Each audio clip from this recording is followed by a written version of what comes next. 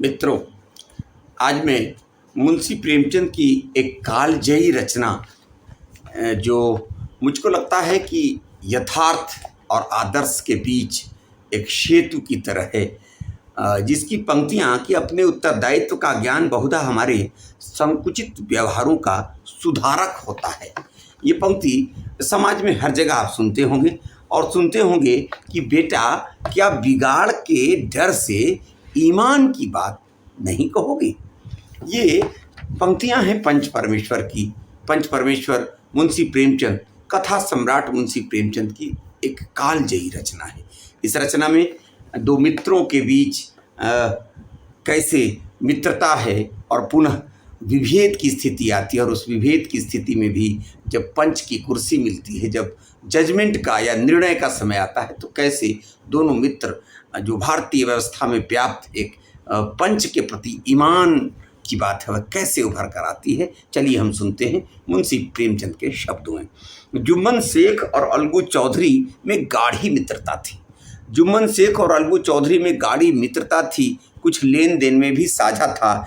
एक को दूसरे पर अटल विश्वास था। जब हज करने गए थे तब अपना घर अलगू को सौंप गए थे, और अलगू जब कभी बाहर जाते तो जुम्मन पर अपना घर छोड़ देते थे।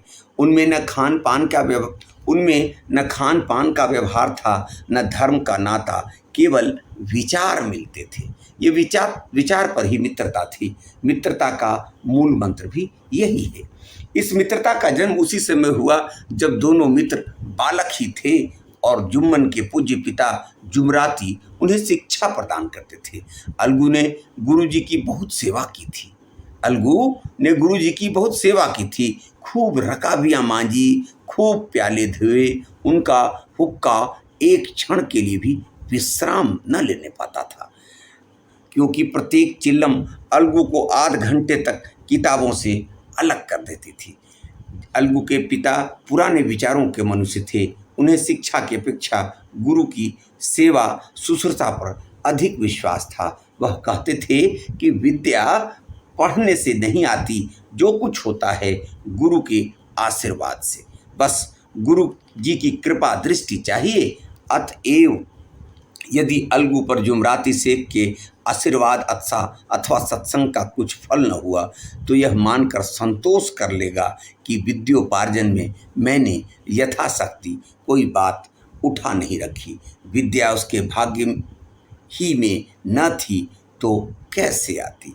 अगर जुमराती शेख स्वयं आशीर्वाद के कायल न थे, उन्हें अपने सोटे पर अधिक भरोसा था, और उसी सोटे के प्रताप से आज आस पास के गांवों में जुम्मन की पूजा होती थी।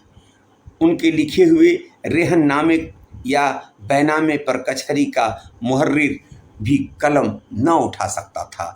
हल्के का डाकिया, कांस्टेबल और तहसील का चपरासी सब उनकी कृपा की आकांक्षा करते थे। अतएव अलगू का मन उनके धन के कारण था, तो जुम्मन शेख अपनी अनमोल विद्या से ही सबके आदर पात्र बने थे। जुम्मन शेख की एक बूढ़ी खाला अर्थात मौसी थी। उनके पास कुछ थोड़ी सी मिल्कियत थी, परंतु उनके निकट संबंधियों में कोई न था। जुम्मन ने लंबे चौड़े वादे करके वह मिल्कियत अपने नाम लिखवा ली थी। जब तक दान पत्र की रजिस्ट्री न हुई थी, तब तक खाला जान का खूब आदर सत्कार किया गया। उन्हें खूब स्वादिष्ट पदार्थ खिलाए गए, हलवे पुलाव की वर्षा सी की गई। पर रजिस्ट्री की मोहर ने इन खातिरदारियों पर भी मानो मुहर लगा दी। जुम्मन की पत्नी करीमन रोटियों के साथ कड़वी बातों के कुछ तेज तीखे सालन भी देने लगी। जुम्मन शेख भी निष्ठुर हो गए। अब बेचारी खाला जान को प्रायः नित्य ही ऐसी बातें सुननी पड़ती थीं। बुढ़िया न जाने कब तक जिएगी। 2-3 बीघे उसर क्या दे दिया उलाह ने, 2-3 बीघे उसर क्या दे दिया, मानो मोल ले लिया। बधारी दाल के बिना रोटियां नहीं उतरती। जितना रुपया इसके पेट में झोंक चुके, उतने से तो अब तक कई गांव मोल ले लेते। कुछ दिन खालाजान ने सुना और सहा, पर जब न सहा गया तब जुम्मन से शिकायत की। जुम्मन ने स्थानीय कर्मचारी गृहस्वामी के प्रबंध में दखल देना उचित न समझा। कुछ दिन तक और यूं ही रोध होकर काम चलता रहा। अंत में एक दिन खाला ने जुम्मन से कहा, बेटा तुम्हारे साथ मेरा निर्वाह न होगा, तुम मुझे रुपए दे दिया करो, मैं अपना पका कर खा लूँगी। जुम्मन ने धृष्टता के साथ उत्तर दिया, रुपए क्या यहाँ फलते हैं? खाला ने नम्रता से कहा, मुझे कुछ रूखा सूखा चाहिए भी कि नहीं? जुम्मन ने गंभीर स्वर में जवाब दिया, तो कोई यह थोड़ी ही समझा था कि तुम मौत से लड़ कर आई हो। खाला बिगड़ गई। उन्होंने पंचायत करने की धमकी दी। जुम्मन हंसे। जिस तरह कोई शिकारी हिरन को जाल की तरह आते देखकर मन ही मन हंसता है, वह बोले, हाँ जरूर पंचायत करो, फैसला हो जाए। मुझे भी यह रात दिन की खटखट पसंद नहीं। पंचायत में किसकी जीत होगी, इस विषय में जुम्मन को कुछ भी संदेह न था। आसपास के गांव में ऐसा कौन था जो उसके अनुग्रहों का ऋणी न हो? ऐसा कौन था जो उसको शत्रु बनाने का साहस कर सके? किसमें इतना बल था जो उसका सामना कर सके? आसमान के फरिश्ते तो पंचायत करने आएंगे नहीं। इसके बाद कई दिनों तक बूढ़ी खाला हाथ में लकड़ी लिए आसपास के गांव में दौड़ती रही। कमर झुककर कमान हो गई। एक एक पग चलना दूभर था, मगर बात आ पड़ी थी, उसका निर्णय करना जरूरी था। बिरला ही कोई भला आदमी होगा जिसके सामने बुढ़िया ने दुख के आंसू न बहाए हों। किसी ने तो यूं भी ऊपरी मन से हूँ हाँ करके टाल दिया, और किसी ने इस अन्याय पर जमाने को गालियाँ दी। कहाँ सब्र के कब्र में पांव लटके हुए हैं, आज मरे कल दूसरा दिन, पर हवस नहीं मानती। अब तुम्हें क्या चाहिए? रोटी खाओ और अंडाह का नाम लो। तुम्हें अब खेती बाड़ी से क्या लेना देना?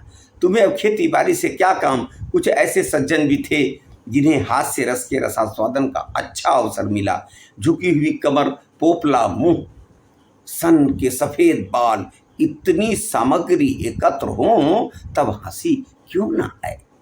ऐसे न्यायप्रिय, दयालु, दीन वत्सल पुरुष बहुत कम थे जिन्होंने उस अबला के दुखड़े को गौर से सुना हो और उसको सांत्वना दी हो। चारों ओर से घूम घाम कर बेचारी अलगू चौधरी के पास आई, लाठी पटक दी और दम लेकर बोली, बेटा तुम भी दम भर के लिए मेरी पंचायत में चले आना। बूढ़ी जुम्मन शेख के मित्र अलगू चौधरी के पास जाती है इस उम्मीद से कि यह तो जरूर आएगा। अलगू, मुझे बुलाकर क्या करोगी? कई गांव के आदमी तो आएंगे ही। खाला अपनी विवाद तो सबके आगे रो आई। अब आने ना आने का अख्तियार उनको है। अलगू, यूं आने को आ जाऊंगा, मगर पंचायत में मुंह न खोलूंगा। खाला, क्यों बेटा? अलगू, अब इसका क्या जवाब दूं? अपनी खुशी, जुम्मन मेरा पुराना मित्र है, उससे बिगाड़ नहीं कर सकता। खाला, बेटा क्या बिगाड़ के डर से ईमान की बात न कहोगे? ये अलगू को जगाती हैं। खाला कि बिगाड़ के डर से ईमान की बात न कहोगे? भारत में तो ईमान की कीमत है।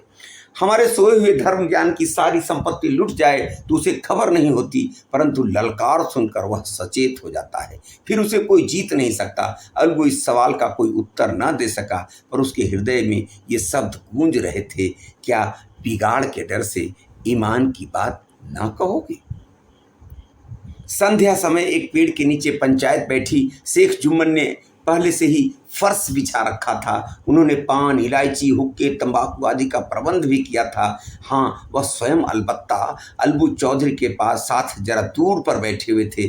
जब पंचायत में कोई आ जाता था तब दबे हुए सलाम से उसका स्वागत करते थे। जब सूर्य अस्त हो गया और चिड़ियों की कलरव युक्त पंचायत पेड़ों पर बैठी, तब यहाँ भी पंचायत शुरू हुई। गांव में चिड़ियों के भी पंचायत हुआ करते हैं शाम के समय जब वो घर लौटते हैं। पंचायत शुरू हुई। फर्श की एक एक अंगुल जमीन भर गई, पर अधिकांश दर्शक ही थे। निमंत्रित महाशयों में से केवल वे ही लोग पधारे थे जिन्हें जुम्मन से अपनी कुछ कसर निकाली थी। एक कोने में आग सू लग रही थी। नाई ताबड़तोड़ चिल्लम भर रहा था। यह निर्णय करना असंभव था कि सुलगते हुए उपलों से अधिक धुआं निकलता था या चिल्लम के दमों से। लड़के इधर उधर दौड़ रहे थे, कोई आपस में गाली गलौज करते, कोई रोते। चारों तरफ कोलाहल मच रहा था। गांव के कुत्ते इस जमाव को भोज समझकर झुंड के झुंड जमा हो गए थे। जानवर के भी झुंड हैं जैसे आदमी के झुंड हैं इस तमाशे को देखने के लिए। पंच लोग बैठ गए तो बूढ़ी खाला ने उनसे विनती की, पंचों, आज 3 साल हुए मैंने अपनी सारी जायदाद अपने भांजे जुम्मन के नाम लिख दी थी। इसे आप लोग जानते ही होंगे। जुम्मन ने मुझे ताहयात रोटी कपड़ा देना कबूल किया था। साल भर तो मैंने इसके साथ रो धो कर काटा, पर अब रात दिन का रोना सहा नहीं जाता। मुझे न पेट की रोटी मिलती है न तन का कपड़ा। बेकस बेवा हूँ, कचहरी दरबार नहीं जा सकती। तुम्हारे सिवा और किसको अपना दुख सुनाऊं? तुम लोग जो राह निकाल दो उसी पर चलूं।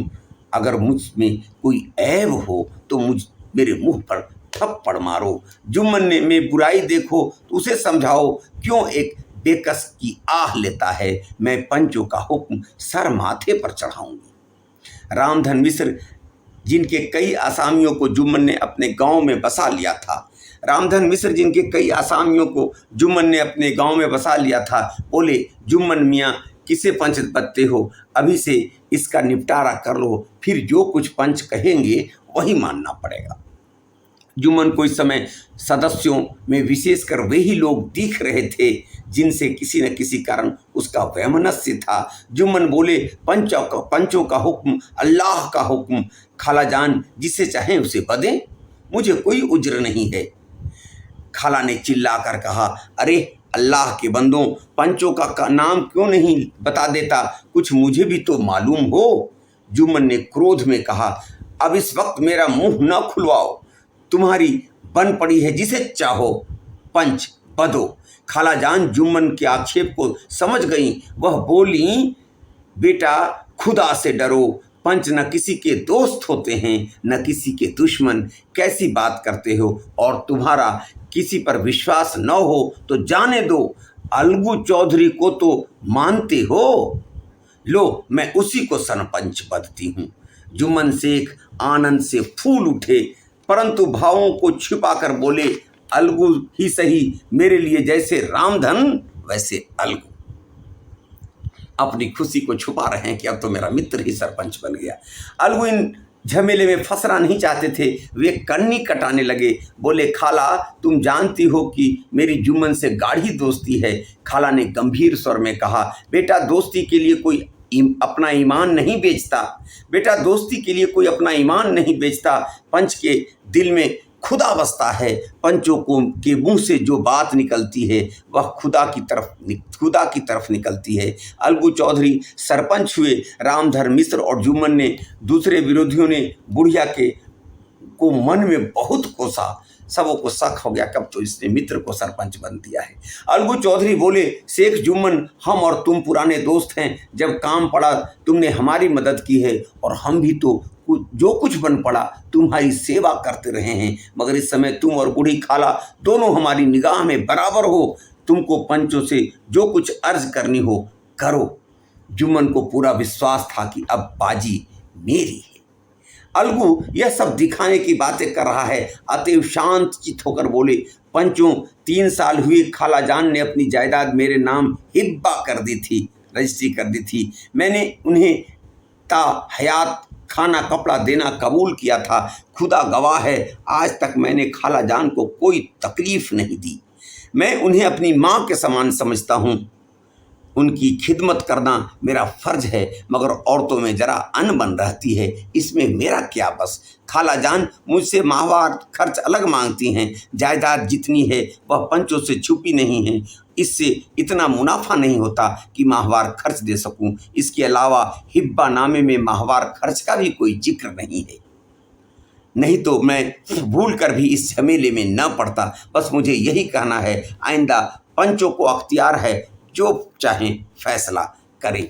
अलगू चौधरी को हमेशा कचहरी से काम पड़ता था, अतः वह पूरा कानूनी आदमी था। उसने जुम्मन से जिरह शुरू की।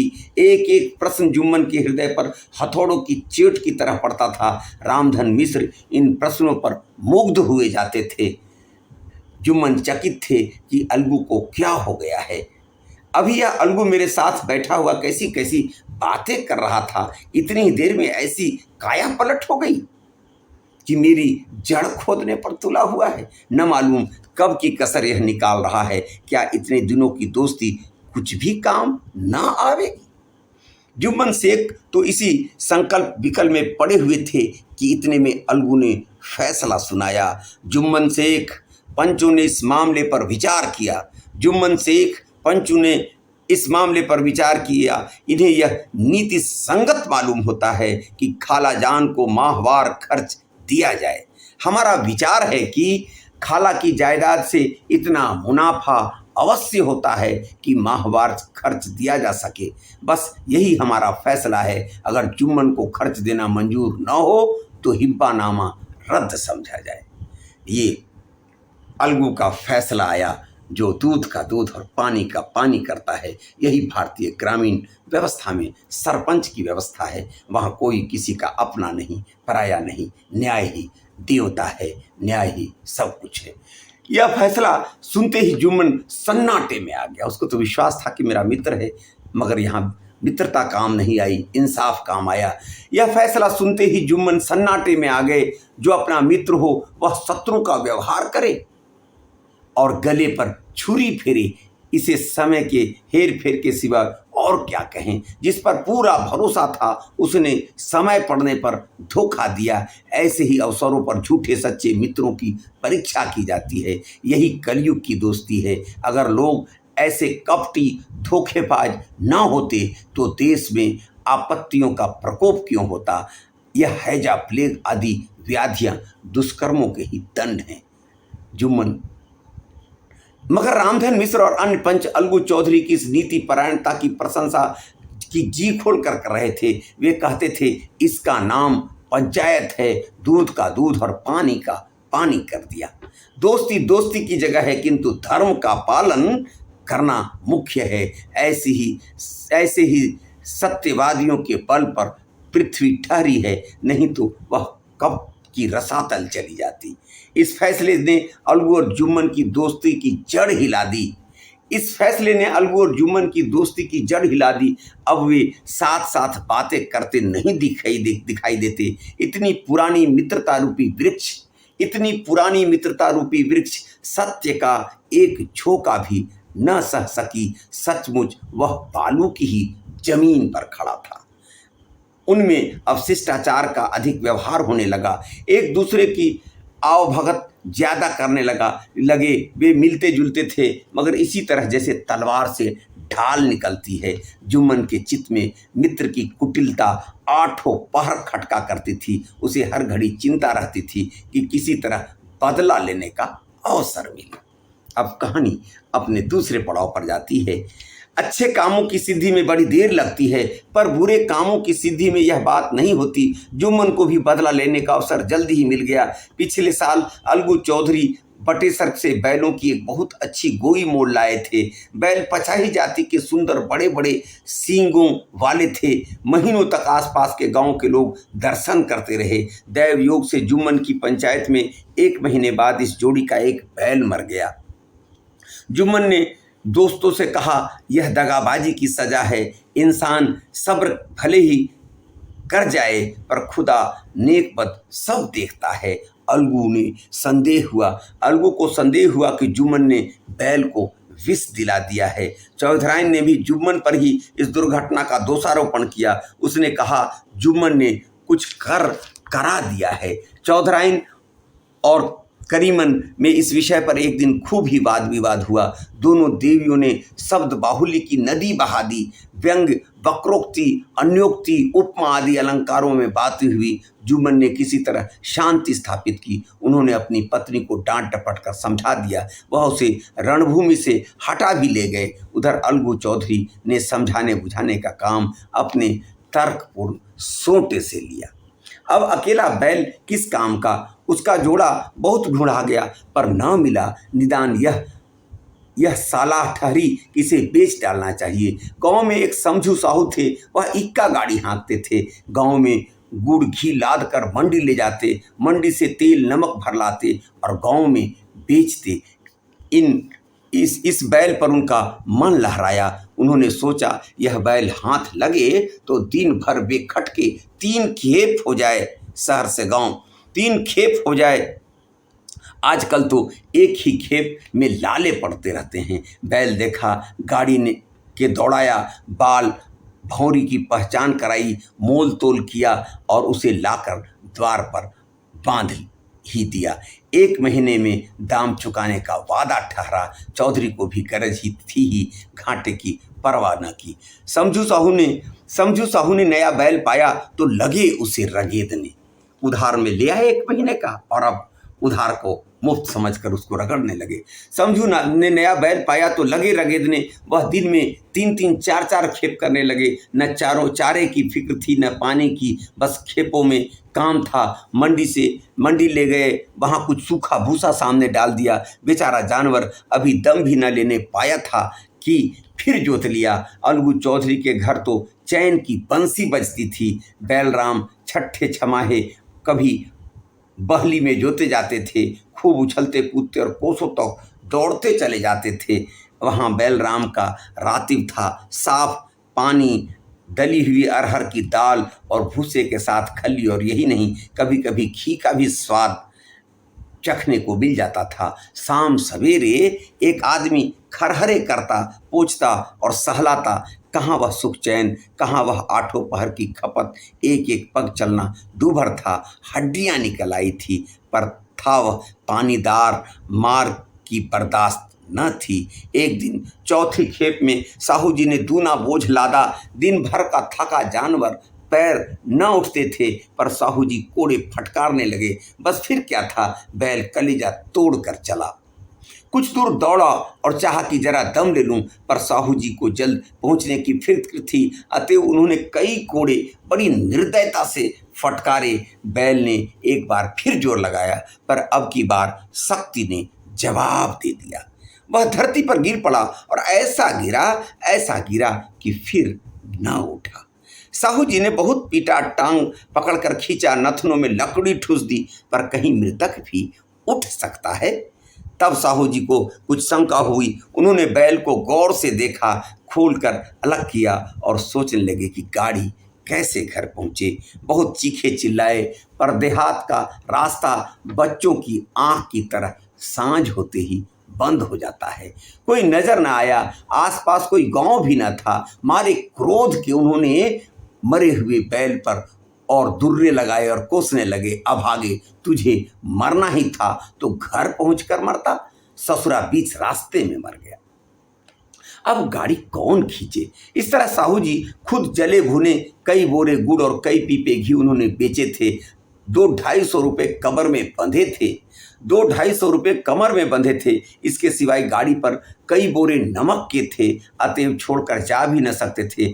लाचार बेचारे गाड़ी पर ही लेट गए। वही रतजगा करने की ठान ली। चिलम पी, गाना गाया, फिर हुक्का पिया। इस तरह साहू जी आधी रात तक नींद बहलाते रहे। अपनी जान में तो वह जागते ही रहे, पर पाँव फटते ही जो नींद टूटी और कमर पर हाथ रखा तो थैली गायब थी। घबरा कर इधर उधर देखा तो कई कनस्तर तेल भी नदारत थे। अफसोस में बेचारे ने सिर पीट लिया और पछाड़ खाने लगे। प्रातःकाल रोते बिलखते घर पहुंचे। सहुआइन ने जब यह बुरी सुनावनी सुनी तब पहले तो रोई, फिर अलगू चौधरी को गालियां देने लगी। निगोड़े ने ऐसा कुलक्षणी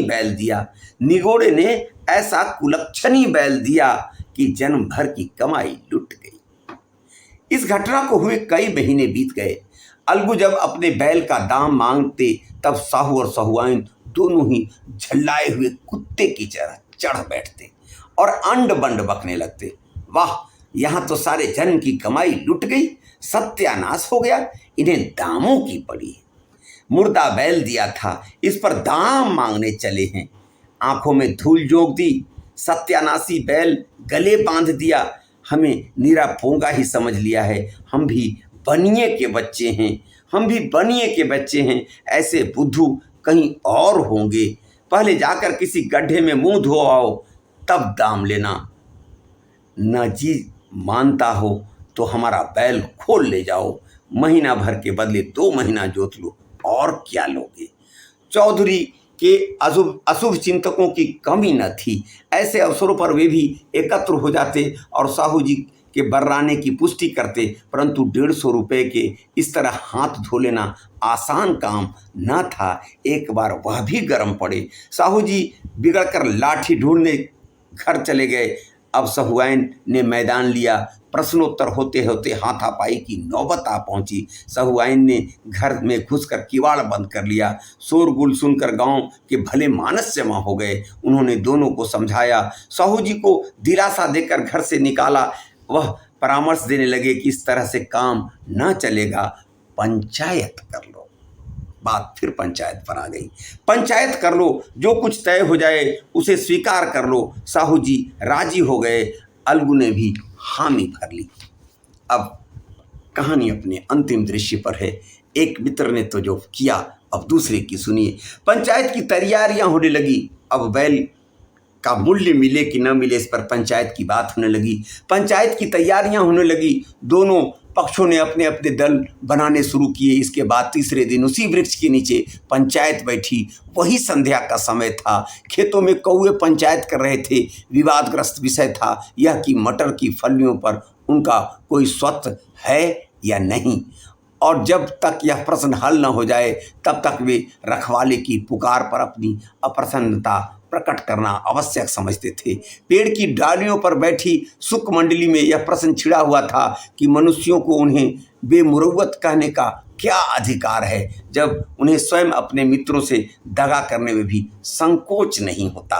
पंचायत बैठ गई तो रामधन मिश्र ने कहा, अब देरी क्या है, पंचों का चुनाव हो जाना चाहिए। बोलो चौधरी, किसको किसको पंच बनते हो। अलगू ने दीन भाव से कहा, समझू साहू ही चुन ले। समझू खड़े हुए और कड़क कर बोले, मेरी ओर से जुम्मन शेख। उनको लगा कि यही बदला ले सकता है। समझू खड़े हुए और कड़क कर बोले, मेरी ओर से जुम्मन शेख। जुम्मन का नाम सुनते ही अलगू चौधरी का कलेजा धक धक करने लगा, मानो किसी ने अचानक थप्पड़ मार दिया। रामधन अलगू के मित्र थे, वह बात को ताड़ गए। पूछा, क्यों चौधरी, तुम्हें कोई उज्र तो नहीं, तुम्हें कोई शिकायत तो नहीं। चौधरी ने निराश होकर कहा, नहीं, मुझे क्या उज्र होगा। अपने उत्तरदायित्व का ज्ञान, यहाँ यही श्रेष्ठ पंक्ति आती है कि अपने उत्तरदायित्व का ज्ञान बहुधा हमारे संकुचित विचारों का सुधारक होता है। जब हम राह भूल कर भटकने लगते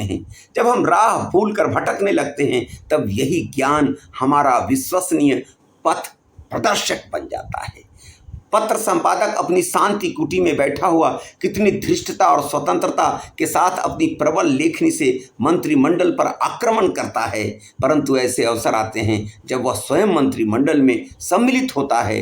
मंडल के भवन में पग धरते ही उसकी लेखनी कितनी मर्मज्ञ, कितनी विचारशील, कितनी न्यायपरायण होती है, इसका कारण उत्तरदायित्व का ज्ञान है। नवयुवक युवावस्था में कितना उदंड रहता है। माता पिता उसकी ओर कितने चिंतित रहते हैं, वे उसे कुल कलंक समझते हैं, परंतु थोड़े ही समय में परिवार का बोझ सिर पर पड़ते ही वह अव्यवस्थित चित्त उन्मत्त युवक कितना धैर्यशील, कैसा शांत चित्त हो जाता है। यह भी उत्तरदायित्व के ज्ञान का फल है। जुम्मन शेख के मन में भी सरपंच का उच्च स्थान ग्रहण करते ही अपनी जिम्मेदारियों का भाव पैदा हुआ। उसने सोचा, मैं इस वक्त न्याय और धर्म के सर्वोच्च आसन पर बैठा हूँ। मेरे मुंह से इस समय जो कुछ निकलेगा वह देववाणी के सदृश्य है, और देववाणी में मेरे मनोविकारों का कदापि समावेश न होना चाहिए। मुझे सत्य से जौ भर भी टलना उचित नहीं। पंचों ने दोनों पक्षों से सवाल जवाब करने शुरू किए। बहुत देर तक दोनों दल अपने अपने पक्ष का समर्थन करते थे। इस विषय में तो सब सहमत थे कि समझू को बैल का मूल्य देना चाहिए, परंतु दो महाशय इस कारण रियायत करना चाहते थे कि बैल के मर जाने से समझू को हानि हुई है। इसके प्रतिकूल दो सभ्य मूल के अतिरिक्त समझू को दंड भी देना चाहते थे, जिससे फिर किसी को पशुओं के साथ ऐसी निर्दयता करने का साहस न हो। अंत में जुम्मन ने फैसला सुनाया, अलगू चौधरी और समझू साहू, पंचों ने तुम्हारे मामलों पर अच्छी तरह विचार किया है। जुम्मन ने फैसला सुनाया, अलगू चौधरी और समझू साहू, पंचों ने तुम्हारे मामले पर अच्छी तरह विचार किया। समझू को उचित है कि बैल का पूरा दाम दें। जिस वक्त उन्होंने बैल लिया उसे कोई बीमारी न थी। जिस समय उन्होंने बैल लिया उसको कोई बीमारी न थी। अगर उसी समय दाम दे दिए जाते तो आज समझू उसे फेर लेने का आग्रह न करते। बैल की मृत्यु केवल इस कारण हुई है कि उससे बड़ा कठिन परिश्रम लिया गया और उसके दाने चारे का कोई अच्छा प्रबंध न किया गया।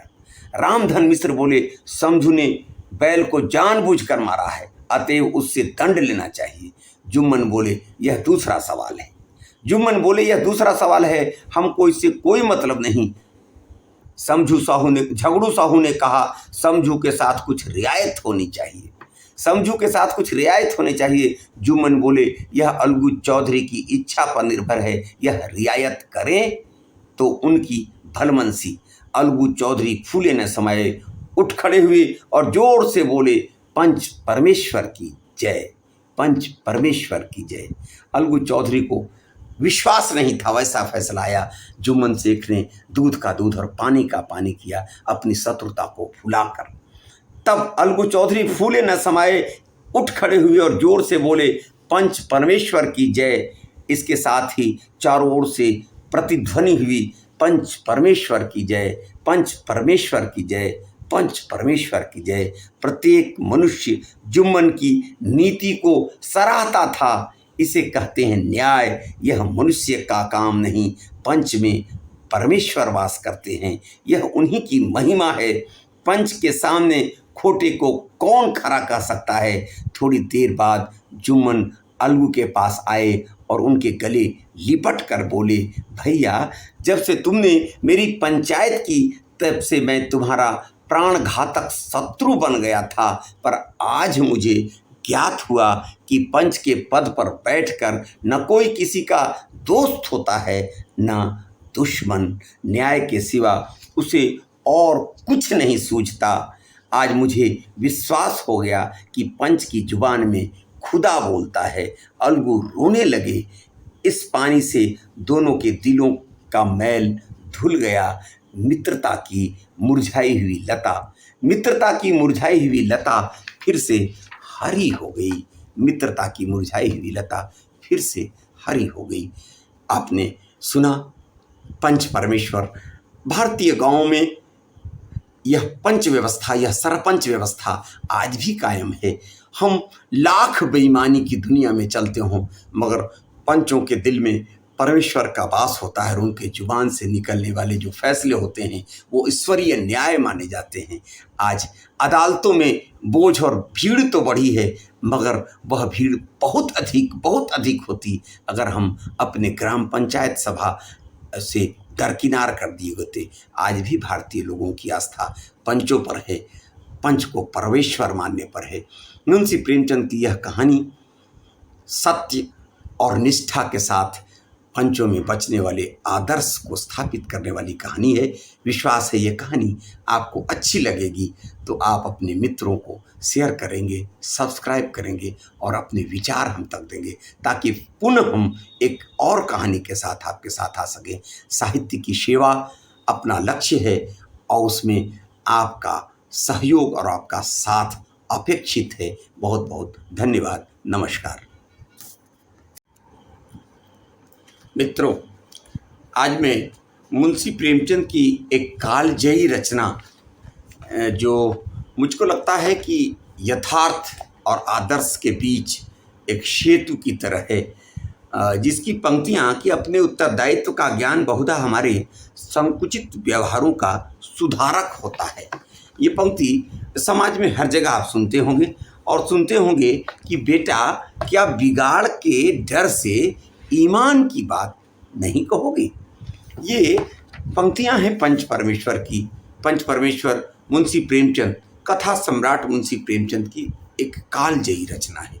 इस रचना में दो मित्रों के बीच कैसे मित्रता है और पुनः विभेद की स्थिति आती है, और उस विभेद की स्थिति में भी जब पंच की कुर्सी मिलती है, जब जजमेंट का या निर्णय का समय आता है, तो कैसे दोनों मित्र जो भारतीय व्यवस्था में व्याप्त एक पंच के प्रति ईमान की बात है वह कैसे उभर कर आती है। चलिए हम सुनते हैं मुंशी प्रेमचंद के शब्दों में। जुम्मन शेख और अलगू चौधरी में गाढ़ी मित्रता थी। जुम्मन शेख और अलगू चौधरी में गाढ़ी मित्रता थी, कुछ लेन देन में भी साझा था। एक को दूसरे पर अटल विश्वास था। जब हज करने गए थे तब अपना घर अलगू को सौंप गए थे, और अलगू जब कभी बाहर जाते तो जुम्मन पर अपना घर छोड़ देते थे। उनमें न खान पान का व्यवहार था, न धर्म का नाता, केवल विचार मिलते थे। ये विचार पर ही मित्रता थी। मित्रता का मूल मंत्र भी यही है। इस मित्रता का जन्म उसी समय हुआ जब दोनों मित्र बालक ही थे और जुम्मन के पूज्य पिता जुमराती उन्हें शिक्षा प्रदान करते थे। अलगू ने गुरुजी की बहुत सेवा की थी। खूब रकाबियाँ मांजी, खूब प्याले धोए। उनका हुक्का एक क्षण के लिए भी विश्राम न लेने पाता था, क्योंकि प्रत्येक चिल्लम अलगू को आध घंटे तक किताबों से अलग कर देती थी। अलगू के पिता पुराने विचारों के मनुष्य थे। उन्हें शिक्षा की अपेक्षा गुरु की सेवा शुश्रूषा पर अधिक विश्वास था। वह कहते थे कि विद्या पढ़ने से नहीं आती, जो कुछ होता है गुरु के आशीर्वाद से। बस गुरु जी की कृपा दृष्टि चाहिए। अतएव यदि अलगू पर जुमराती शेख के आशीर्वाद अथवा सत्संग का कुछ फल न हुआ तो यह मानकर संतोष कर लेगा कि विद्योपार्जन में मैंने यथाशक्ति कोई बात उठा नहीं रखी। विद्या उसके भाग्य ही में न थी तो कैसे आती। अगर जुमराती शेख स्वयं आशीर्वाद के कायल न थे, उन्हें अपने सोटे पर अधिक भरोसा था, और उसी सोटे के प्रताप से आज आस पास के गांवों में जुम्मन की पूजा होती थी। उनके लिखे हुए रेहननामे या बैनामे पर कचहरी का मुहर्रिर भी कलम न उठा सकता था। हल्के का डाकिया, कांस्टेबल और तहसील का चपरासी सब उनकी कृपा की आकांक्षा करते थे। अतएव अलगू का मन उनके धन के कारण था, तो जुम्मन शेख अपनी अनमोल विद्या से ही सबके आदर पात्र बने थे। जुम्मन शेख की एक बूढ़ी खाला अर्थात मौसी थी। उनके पास कुछ थोड़ी सी मिल्कियत थी, परंतु उनके निकट संबंधियों में कोई न था। जुम्मन ने लंबे चौड़े वादे करके वह मिल्कियत अपने नाम लिखवा ली थी। जब तक दान पत्र की रजिस्ट्री न हुई थी तब तक खाला जान का खूब आदर सत्कार किया गया। उन्हें खूब स्वादिष्ट पदार्थ खिलाए गए, हलवे पुलाव की वर्षा सी की गई। पर रजिस्ट्री की मोहर ने इन खातिरदारियों पर भी मानो मुहर लगा दी। जुम्मन की पत्नी करीमन रोटियों के साथ कड़वी बातों के कुछ तेज तीखे सालन भी देने लगी। जुम्मन शेख भी निष्ठुर हो गए। अब बेचारी खाला जान को प्रायः नित्य ही ऐसी बातें सुननी पड़ती थीं। बुढ़िया न जाने कब तक जिएगी। 2-3 बीघे उसर क्या दे दिया उलाह ने। 2-3 बीघे उसर क्या दे दिया, मानो मोल ले लिया। बधारी दाल के बिना रोटियां नहीं उतरती। जितना रुपया इसके पेट में झोंक चुके उतने से तो अब तक कई गांव मोल ले लेते। कुछ दिन खालाजान ने सुना और सहा, पर जब न सहा गया तब जुम्मन से शिकायत की। जुम्मन ने स्थानीय कर्मचारी गृहस्वामी के प्रबंध में दखल देना उचित न समझा। कुछ दिन तक और यूं ही रोध होकर काम चलता रहा। अंत में एक दिन खाला ने जुम्मन से कहा, बेटा तुम्हारे साथ मेरा निर्वाह न होगा, तुम मुझे रुपए दे दिया करो, मैं अपना पका कर खा लूँगी। जुम्मन ने धृष्टता के साथ उत्तर दिया, रुपए क्या यहाँ फलते हैं? खाला ने नम्रता से कहा, मुझे कुछ रूखा सूखा चाहिए भी कि नहीं? जुम्मन ने गंभीर स्वर में जवाब दिया, तो कोई यह थोड़ी ही समझा था कि तुम मौत से लड़ कर आई हो। खाला बिगड़ गई। उन्होंने पंचायत करने की धमकी दी। जुम्मन हंसे, जिस तरह कोई शिकारी हिरन को जाल की तरह आते देखकर मन ही मन हंसता है। वह बोले, हाँ जरूर पंचायत करो, फैसला हो जाए।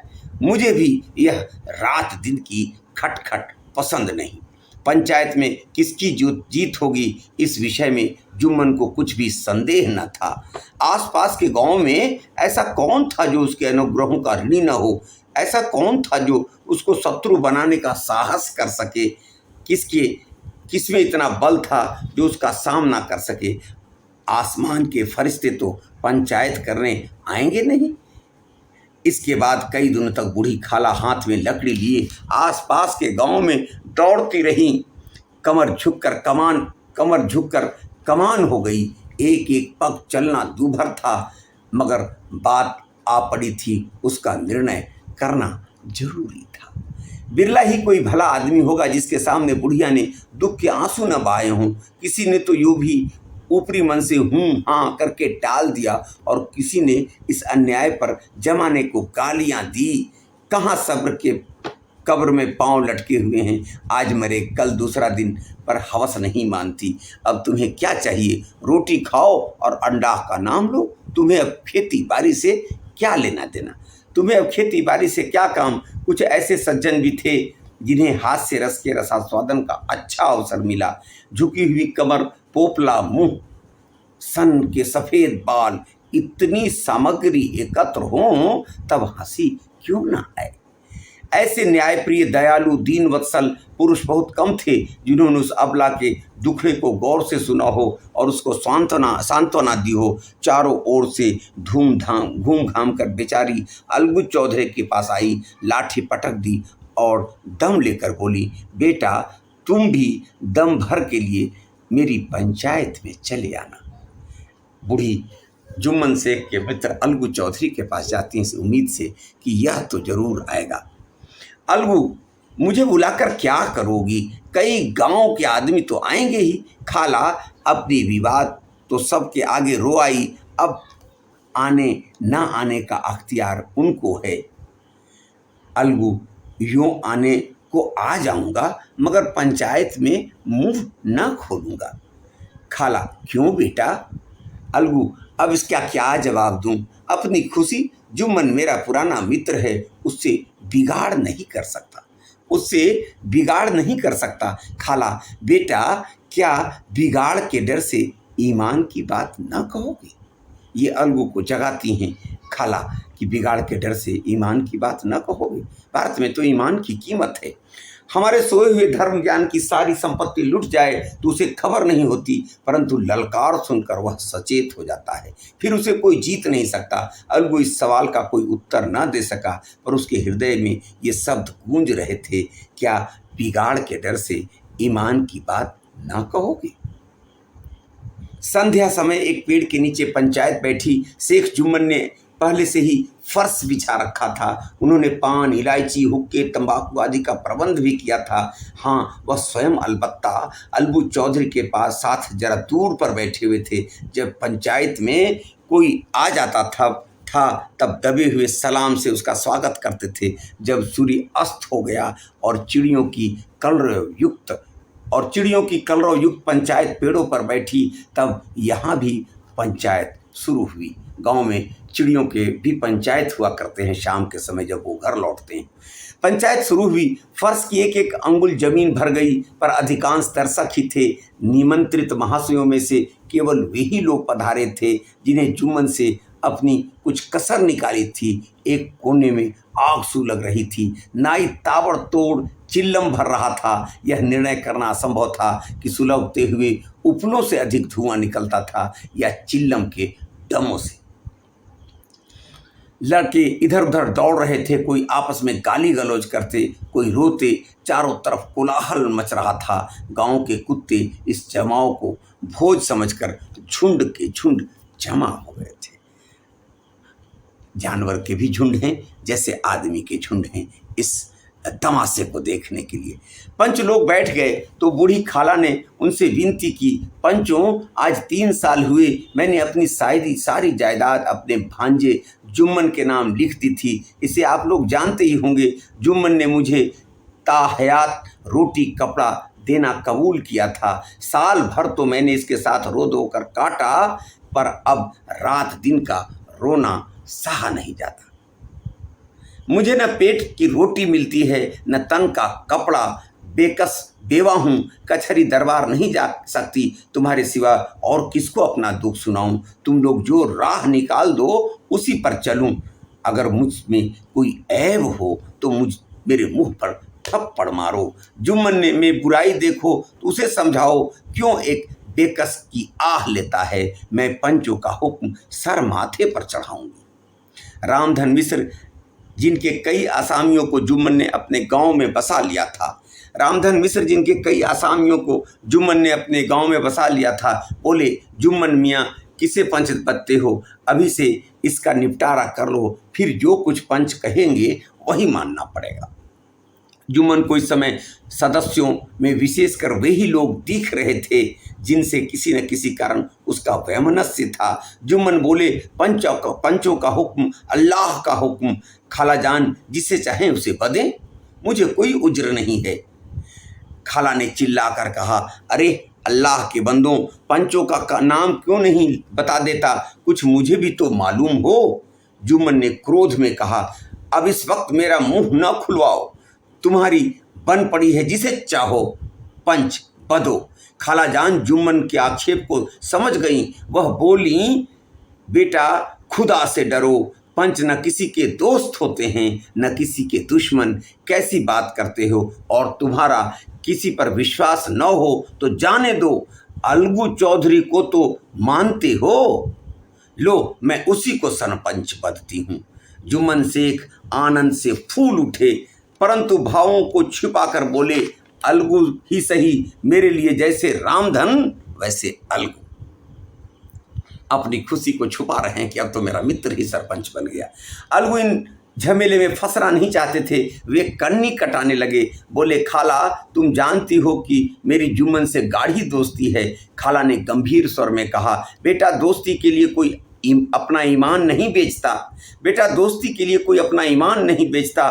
पंच के दिल में खुदा बसता है। पंचों को के मुंह से जो बात निकलती है वह खुदा की तरफ निकलती है। अलगू चौधरी सरपंच हुए। रामधन मिश्र और जुम्मन ने दूसरे विरोधियों ने बुढ़िया को मन में बहुत कोसा। सबों को शक हो गया, कब तो इसने मित्र को सरपंच बन दिया है। अलगू चौधरी बोले, शेख जुम्मन, हम और तुम पुराने दोस्त हैं। जब काम पड़ा तुमने हमारी मदद की है और हम भी तो जो कुछ बन पड़ा तुम्हारी सेवा करते रहे हैं। मगर इस समय तुम और बूढ़ी खाला दोनों हमारी निगाह में बराबर हो। तुमको पंचों से जो कुछ अर्ज करनी हो करो। जुम्मन को पूरा विश्वास था कि अब बाजी मेरी है।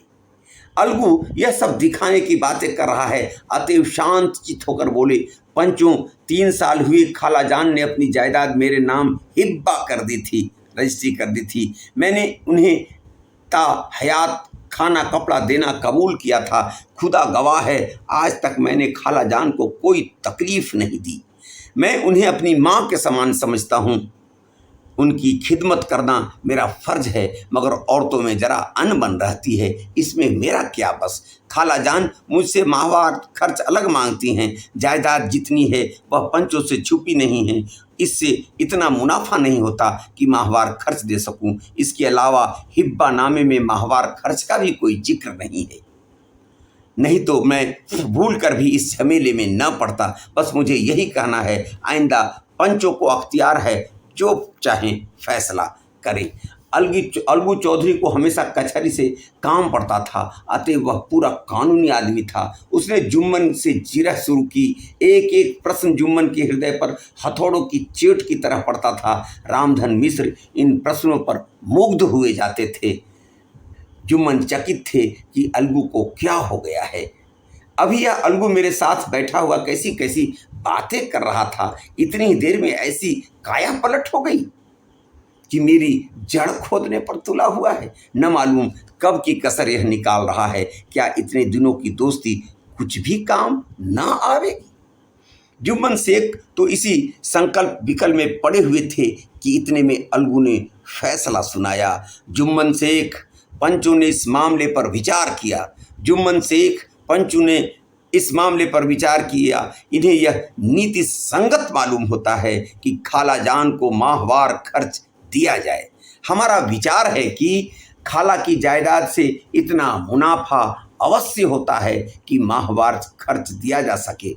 बस यही हमारा फैसला है। अगर जुम्मन को खर्च देना मंजूर न हो तो हिब्बानामा रद्द समझा जाए। ये अलगू का फैसला आया। जो दूध का दूध और पानी का पानी करता है, यही भारतीय ग्रामीण व्यवस्था में सरपंच की व्यवस्था है। वहाँ कोई किसी का अपना नहीं, पराया नहीं, न्याय ही देवता है, न्याय ही सब कुछ है।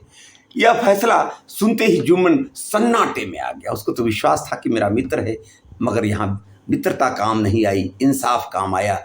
यह फैसला सुनते ही जुम्मन सन्नाटे में आ गए। जो अपना मित्र हो वह शत्रु का व्यवहार करे और गले पर छुरी फेरे, इसे समय के हेर फेर के सिवा और क्या कहें। जिस पर पूरा भरोसा था उसने समय पड़ने पर धोखा दिया। ऐसे ही अवसरों पर झूठे सच्चे मित्रों की परीक्षा की जाती है। यही कलयुग की दोस्ती है। अगर लोग ऐसे कपटी धोखेबाज ना होते तो देश में आपत्तियों का प्रकोप क्यों होता।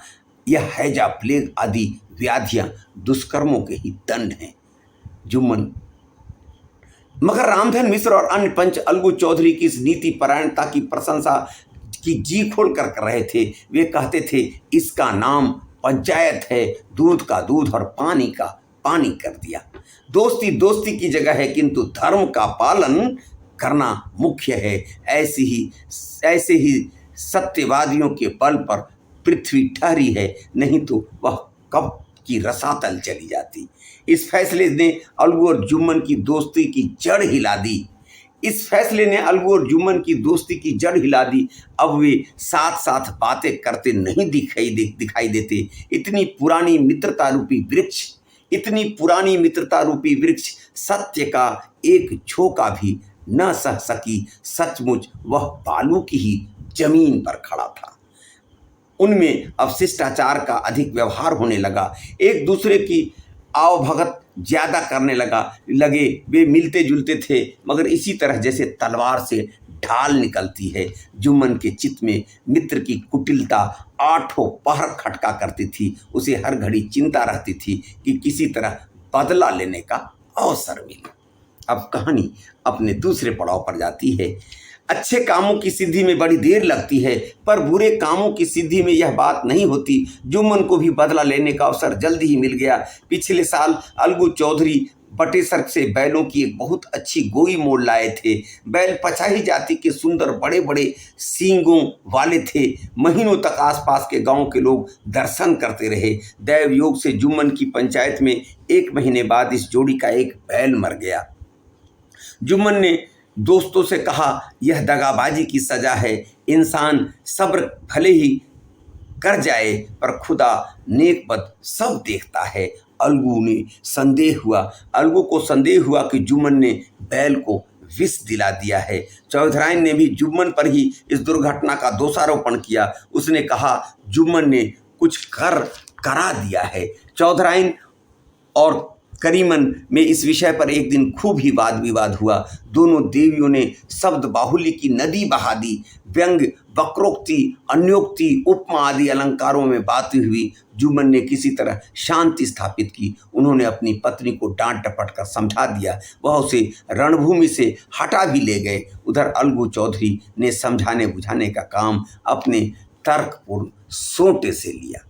अब अकेला बैल किस काम का। उसका जोड़ा बहुत ढूंढा गया, पर न मिला। निदान यह सालाह ठहरी कि इसे बेच डालना चाहिए। गांव में एक समझू साहू थे। वह इक्का गाड़ी हाँकते थे। गांव में गुड़ घी लाद कर मंडी ले जाते, मंडी से तेल नमक भर लाते और गांव में बेचते।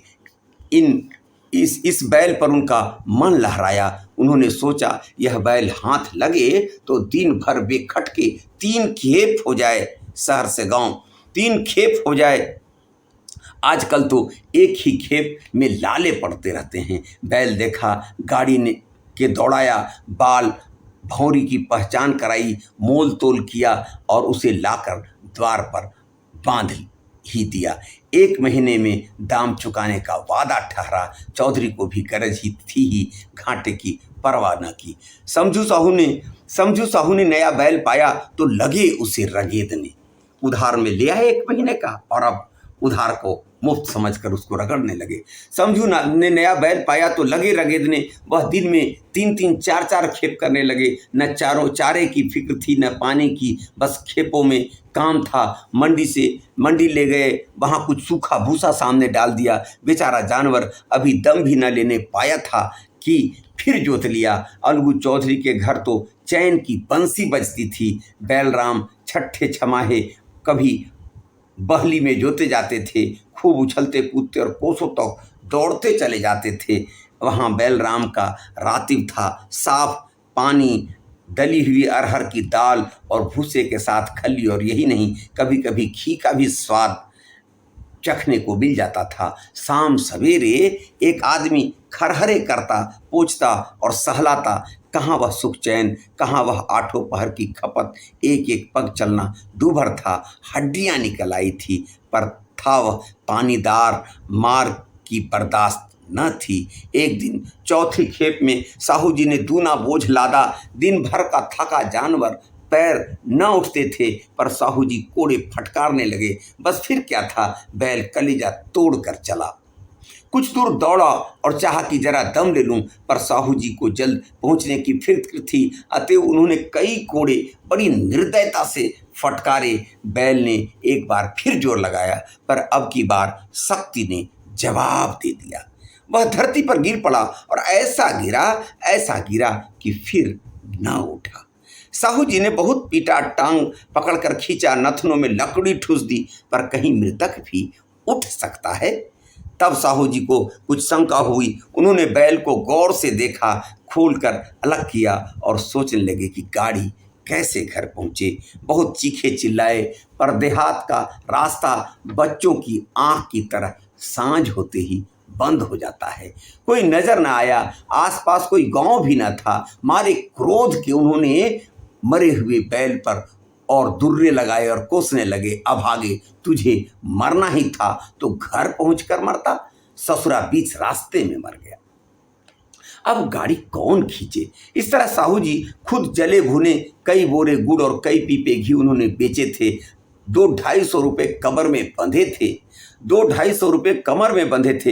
इसके सिवाय गाड़ी पर कई बोरे नमक के थे, अतएव छोड़कर जा भी न सकते थे।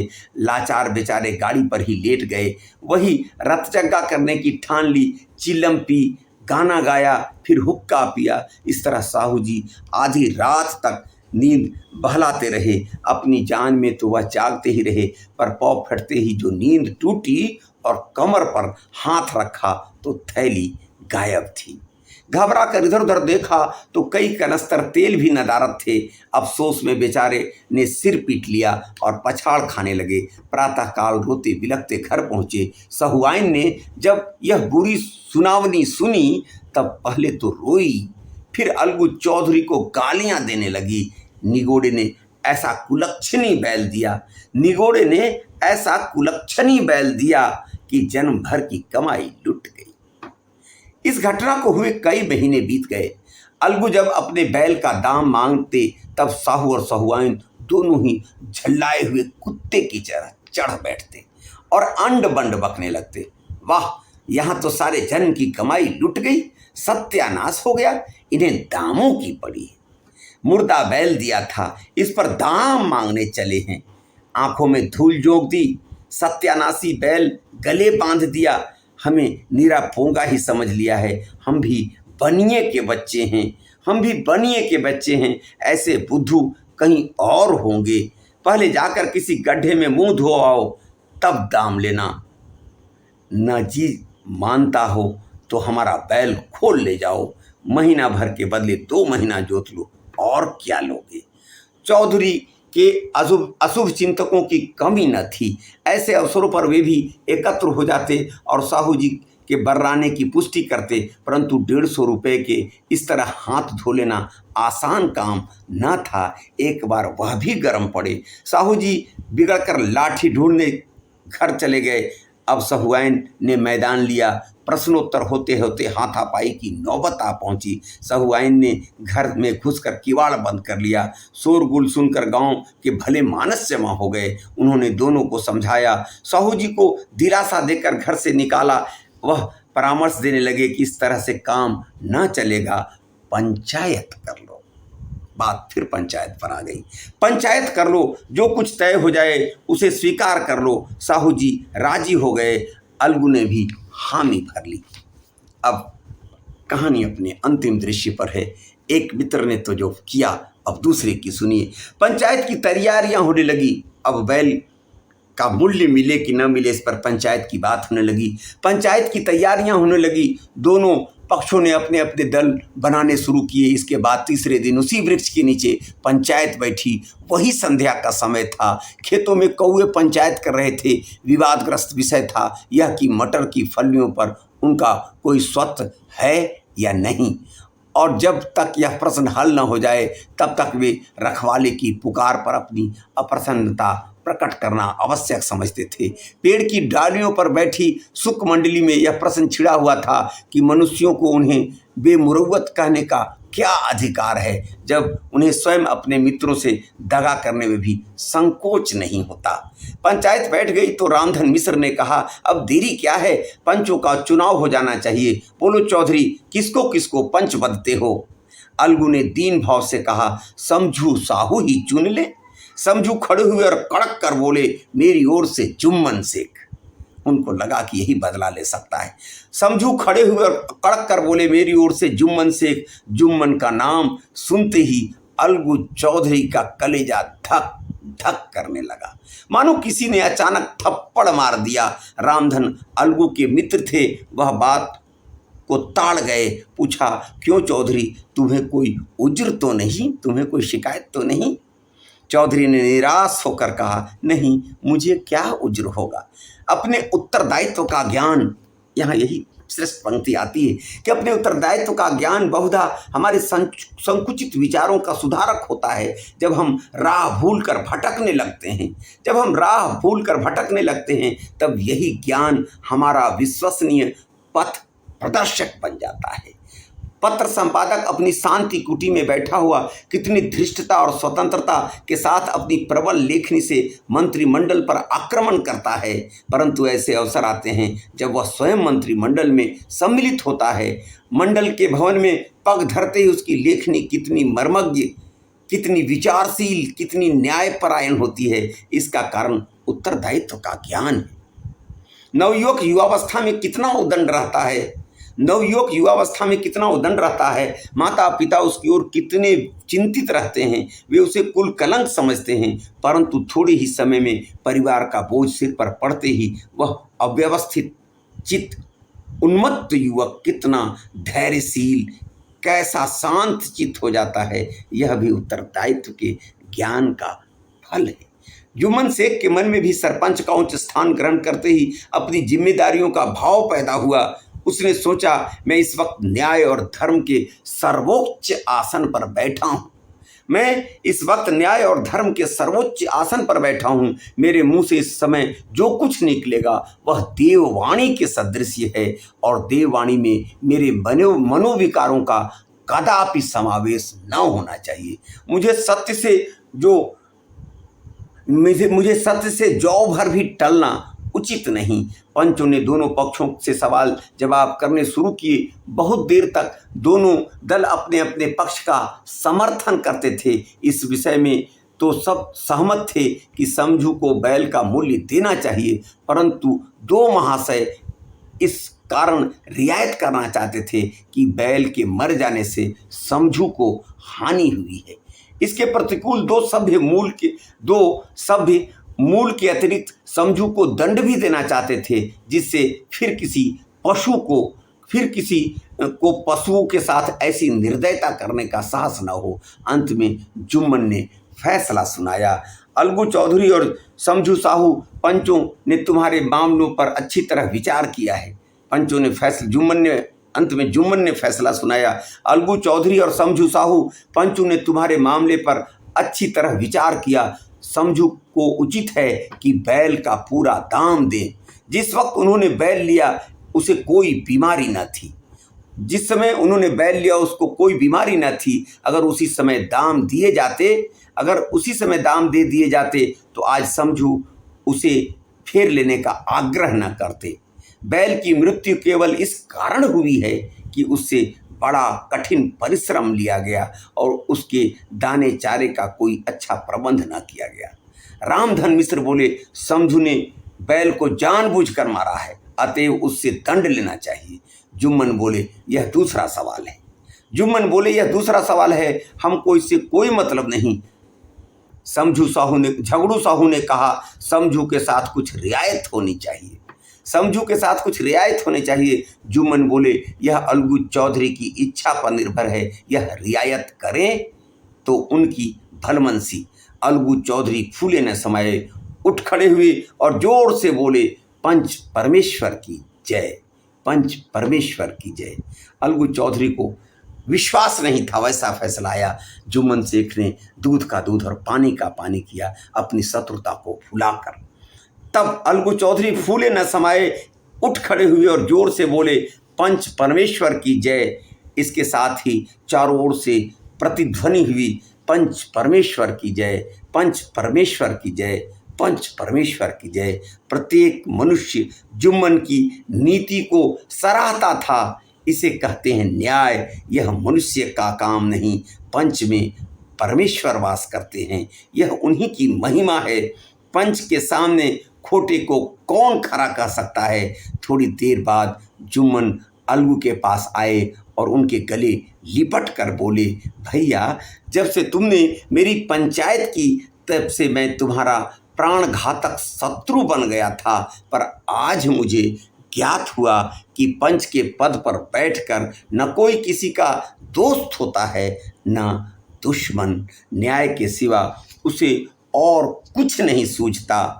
आज मुझे विश्वास हो गया कि पंच की जुबान में खुदा बोलता है। अलगू रोने लगे। इस पानी से दोनों के दिलों का मैल धुल गया।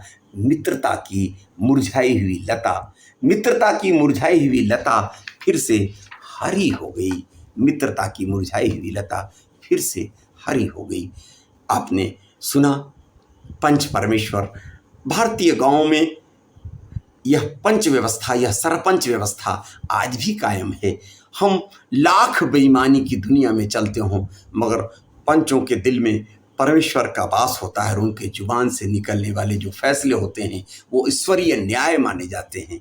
आज अदालतों में बोझ और भीड़ तो बढ़ी है, मगर वह भीड़ बहुत अधिक होती अगर हम अपने ग्राम पंचायत सभा से दरकिनार कर दिए होते। आज भी भारतीय लोगों की आस्था पंचों पर है, पंच को परमेश्वर मानने पर है। मुंशी प्रेमचंद की यह कहानी सत्य और निष्ठा के साथ पंचों में बचने वाले आदर्श को स्थापित करने वाली कहानी है। विश्वास है ये कहानी आपको अच्छी लगेगी, तो आप अपने मित्रों को शेयर करेंगे, सब्सक्राइब करेंगे और अपने विचार हम तक देंगे, ताकि पुनः हम एक और कहानी के साथ आपके साथ आ सकें। साहित्य की सेवा अपना लक्ष्य है और उसमें आपका सहयोग और आपका साथ अपेक्षित है। बहुत बहुत धन्यवाद। नमस्कार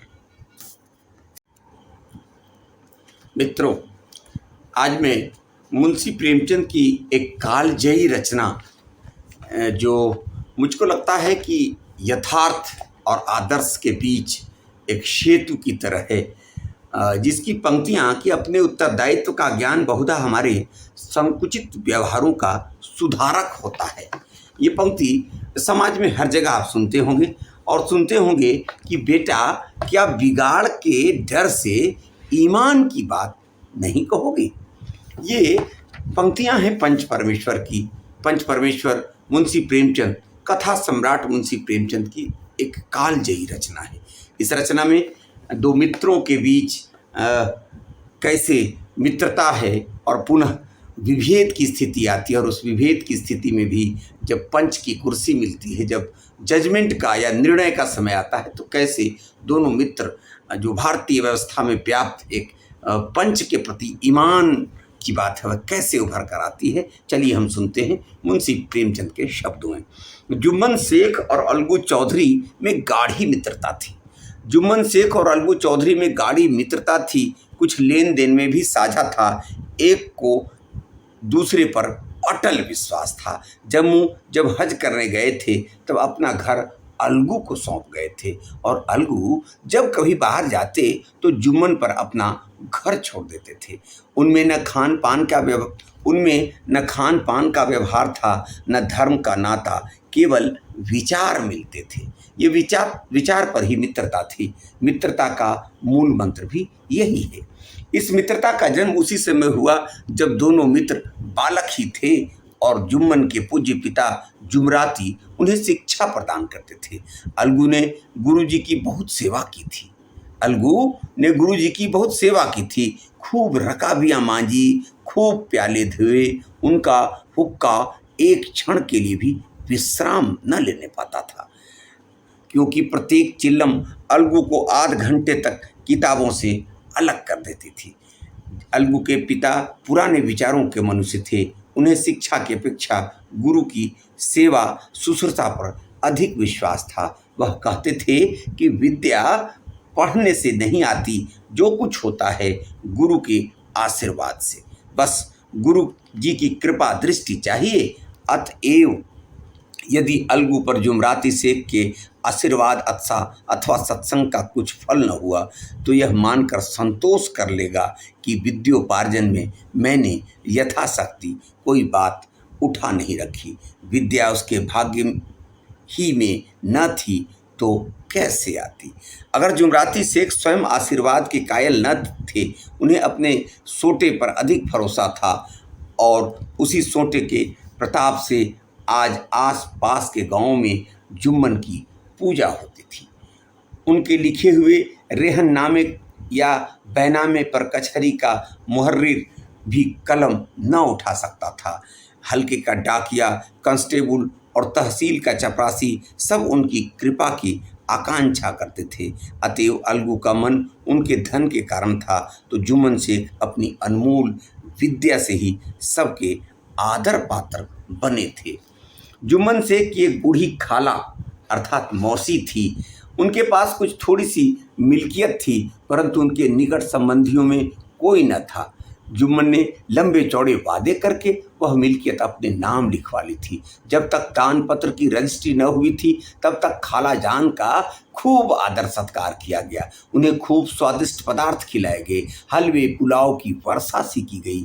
पर रजिस्ट्री की मोहर ने इन खातिरदारियों पर भी मानो मुहर लगा दी। जुम्मन की पत्नी करीमन रोटियों के साथ कड़वी बातों के कुछ तेज तीखे सालन भी देने लगी। जुम्मन शेख भी निष्ठुर हो गए। अब बेचारी खाला जान को प्रायः नित्य ही ऐसी बातें सुननी पड़ती थीं। बुढ़िया न जाने कब तक जिएगी। 2-3 बीघे उसर क्या दे दिया उलाह ने, 2-3 बीघे उसर क्या दे दिया, मानो मोल ले लिया। बधारी दाल के बिना रोटियां नहीं उतरती। जितना रुपया इसके पेट में झोंक चुके उतने से तो अब तक कई गांव मोल ले लेते। कुछ दिन खालाजान ने सुना और सहा, पर जब न सहा गया तब जुम्मन से शिकायत की। जुम्मन ने स्थानीय कर्मचारी गृहस्वामी के प्रबंध में दखल देना उचित न समझा। कुछ दिन तक और यूं ही रोध होकर काम चलता रहा। अंत में एक दिन खाला ने जुम्मन से कहा, बेटा तुम्हारे साथ मेरा निर्वाह न होगा, तुम मुझे रुपए दे दिया करो, मैं अपना पका कर खा लूँगी। जुम्मन ने धृष्टता के साथ उत्तर दिया, रुपए क्या यहाँ फलते हैं? खाला ने नम्रता से कहा, मुझे कुछ रूखा सूखा चाहिए भी कि नहीं? जुम्मन ने गंभीर स्वर में जवाब दिया, तो कोई यह थोड़ी ही समझा था कि तुम मौत से लड़ कर आई हो। खाला बिगड़ गई। उन्होंने पंचायत करने की धमकी दी। जुम्मन हंसे। जिस तरह कोई शिकारी हिरन को जाल की तरह आते देखकर मन ही मन हंसता है, वह बोले, हाँ जरूर पंचायत करो, फैसला हो जाए। मुझे भी यह रात दिन की खटखट पसंद नहीं। पंचायत में किसकी जीत होगी इस विषय में जुम्मन को कुछ भी संदेह न था। आसपास के गांव में ऐसा कौन था जो उसके अनुग्रहों का ऋणी न हो? ऐसा कौन था जो उसको शत्रु बनाने का साहस कर सके? किसमें इतना बल था जो उसका सामना कर सके? आसमान के फरिश्ते तो पंचायत करने आएंगे नहीं। इसके बाद कई दिनों तक बूढ़ी खाला हाथ में लकड़ी लिए आसपास के गांव में दौड़ती रही। कमर झुककर कमान हो गई। एक एक पग चलना दूभर था, मगर बात आ पड़ी थी, उसका निर्णय करना जरूरी था। बिरला ही कोई भला आदमी होगा जिसके सामने बुढ़िया ने दुख के आंसू न बहाए हों। किसी ने तो यूं भी ऊपरी मन से हूँ हाँ करके टाल दिया, और किसी ने इस अन्याय पर जमाने को गालियां दी। कहाँ सब्र के कब्र में पांव लटके हुए हैं, आज मरे कल दूसरा दिन, पर हवस नहीं मानती। अब तुम्हें क्या चाहिए? रोटी खाओ और अंडा का नाम लो। तुम्हें अब खेती बाड़ी से क्या लेना देना? तुम्हें अब खेती बाड़ी से क्या काम? कुछ ऐसे सज्जन भी थे जिन्हें हास्य रस के रसास्वादन का अच्छा अवसर मिला। झुकी हुई कमर, पोपला मुंह, सन के सफेद बाल, इतनी सामग्री एकत्र हो तब हंसी क्यों ना आए? ऐसे न्यायप्रिय, दयालु, दीन वत्सल पुरुष बहुत कम थे जिन्होंने उस अबला के दुखड़े को गौर से सुना हो और उसको सांत्वना दी हो। चारों ओर से घूम घाम कर बेचारी अलगू चौधरी के पास आई, लाठी पटक दी और दम लेकर बोली, बेटा तुम भी दम भर के लिए मेरी पंचायत में चले आना। बूढ़ी जुम्मन शेख के मित्र अलगू चौधरी के पास जाती है इस उम्मीद से कि यह तो जरूर आएगा। अलगू, मुझे बुलाकर क्या करोगी? कई गांव के आदमी तो आएंगे ही। खाला अपनी विवाद तो सबके आगे रो आई, अब आने ना आने का अख्तियार उनको है। अलगू, यूं आने को आ जाऊंगा मगर पंचायत में मुंह ना खोलूंगा। खाला, क्यों बेटा? अलगू, अब इसका क्या जवाब दूं? अपनी खुशी, जुम्मन मेरा पुराना मित्र है, उससे बिगाड़ नहीं कर सकता। खाला, बेटा क्या बिगाड़ के डर से ईमान की बात ना कहोगे? ये अलगू को जगाती हैं। खाला कि बिगाड़ के डर से ईमान की बात ना कहोगे? भारत में तो ईमान की कीमत है। हमारे सोए हुए धर्म ज्ञान की सारी संपत्ति लुट जाए तो उसे खबर नहीं होती, परंतु ललकार सुनकर वह सचेत हो जाता है, फिर उसे कोई जीत नहीं सकता। अलगू इस सवाल का कोई उत्तर न दे सका, पर उसके हृदय में ये शब्द गूंज रहे थे, क्या बिगाड़ के डर से ईमान की बात ना कहोगे? संध्या समय एक पेड़ के नीचे पंचायत बैठी। शेख जुम्मन ने पहले से ही फर्श बिछा रखा था। उन्होंने पान, इलायची, हुक्के, तंबाकू आदि का प्रबंध भी किया था। हाँ, वह स्वयं अलबत्ता अलगू चौधरी के पास साथ जरा दूर पर बैठे हुए थे। जब पंचायत में कोई आ जाता था तब दबे हुए सलाम से उसका स्वागत करते थे। जब सूर्य अस्त हो गया और चिड़ियों की कलरव युक्त पंचायत पेड़ों पर बैठी, तब यहाँ भी पंचायत शुरू हुई। गांव में चिड़ियों के भी पंचायत हुआ करते हैं शाम के समय जब वो घर लौटते हैं। पंचायत शुरू हुई। फर्श की एक एक अंगुल जमीन भर गई, पर अधिकांश दर्शक ही थे। निमंत्रित महाशयों में से केवल वे ही लोग पधारे थे जिन्हें जुम्मन से अपनी कुछ कसर निकाली थी। एक कोने में आग सू लग रही थी। नाई ताबड़तोड़ चिल्लम भर रहा था। यह निर्णय करना असंभव था कि सुलगते हुए उपलों से अधिक धुआं निकलता था या चिल्लम के दमों से। लड़के इधर उधर दौड़ रहे थे, कोई आपस में गाली गलौज करते, कोई रोते। चारों तरफ कोलाहल मच रहा था। गांव के कुत्ते इस जमाव को भोज समझकर झुंड के झुंड जमा हो गए थे। जानवर के भी झुंड हैं जैसे आदमी के झुंड हैं इस तमाशे को देखने के लिए। पंच लोग बैठ गए तो बूढ़ी खाला ने उनसे विनती की, पंचों, आज 3 साल हुए मैंने अपनी सारी जायदाद अपने भांजे जुम्मन के नाम लिख दी थी। इसे आप लोग जानते ही होंगे। जुम्मन ने मुझे ताहयात रोटी कपड़ा देना कबूल किया था। साल भर तो मैंने इसके साथ रो धो कर काटा, पर अब रात दिन का रोना सहा नहीं जाता। मुझे न पेट की रोटी मिलती है न तन का कपड़ा, बेकस बेवा हूँ, कचहरी दरबार नहीं जा सकती, तुम्हारे सिवा और किसको अपना दुख सुनाऊं। तुम लोग जो राह निकाल दो उसी पर चलूं।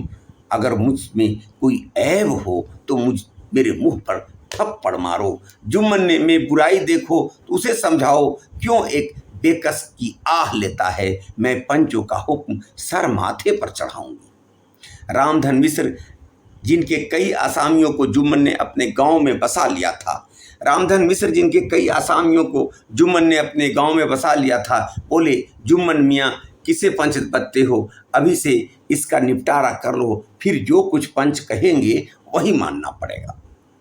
जुम्मन को इस समय सदस्यों में विशेषकर वही लोग दिख रहे थे जिनसे किसी न किसी कारण उसका वैमनस्य था। जुम्मन बोले, पंचों का हुक्म अल्लाह का हुक्म, खाला जान जिसे चाहें उसे बदें, मुझे कोई उज्र नहीं है। खाला ने चिल्लाकर कहा, अरे अल्लाह के बंदों, पंचों का नाम क्यों नहीं बता देता, कुछ मुझे भी तो मालूम हो। जुम्मन ने क्रोध में कहा, अब इस वक्त मेरा मुंह न खुलवाओ, तुम्हारी बन पड़ी है, जिसे चाहो पंच बदो। खाला जान जुम्मन के आक्षेप को समझ गई। वह बोली, बेटा खुदा से डरो, पंच न किसी के दोस्त होते हैं न किसी के दुश्मन, कैसी बात करते हो, और तुम्हारा किसी पर विश्वास न हो तो जाने दो, अलगू चौधरी को तो मानते हो, लो मैं उसी को सरपंच बदती हूँ। जुम्मन शेख आनंद से फूल उठे, परंतु भावों को छिपाकर बोले, अलगू ही सही, मेरे लिए जैसे रामधन वैसे अलगू। अपनी खुशी को छुपा रहे हैं कि अब तो मेरा मित्र ही सरपंच बन गया।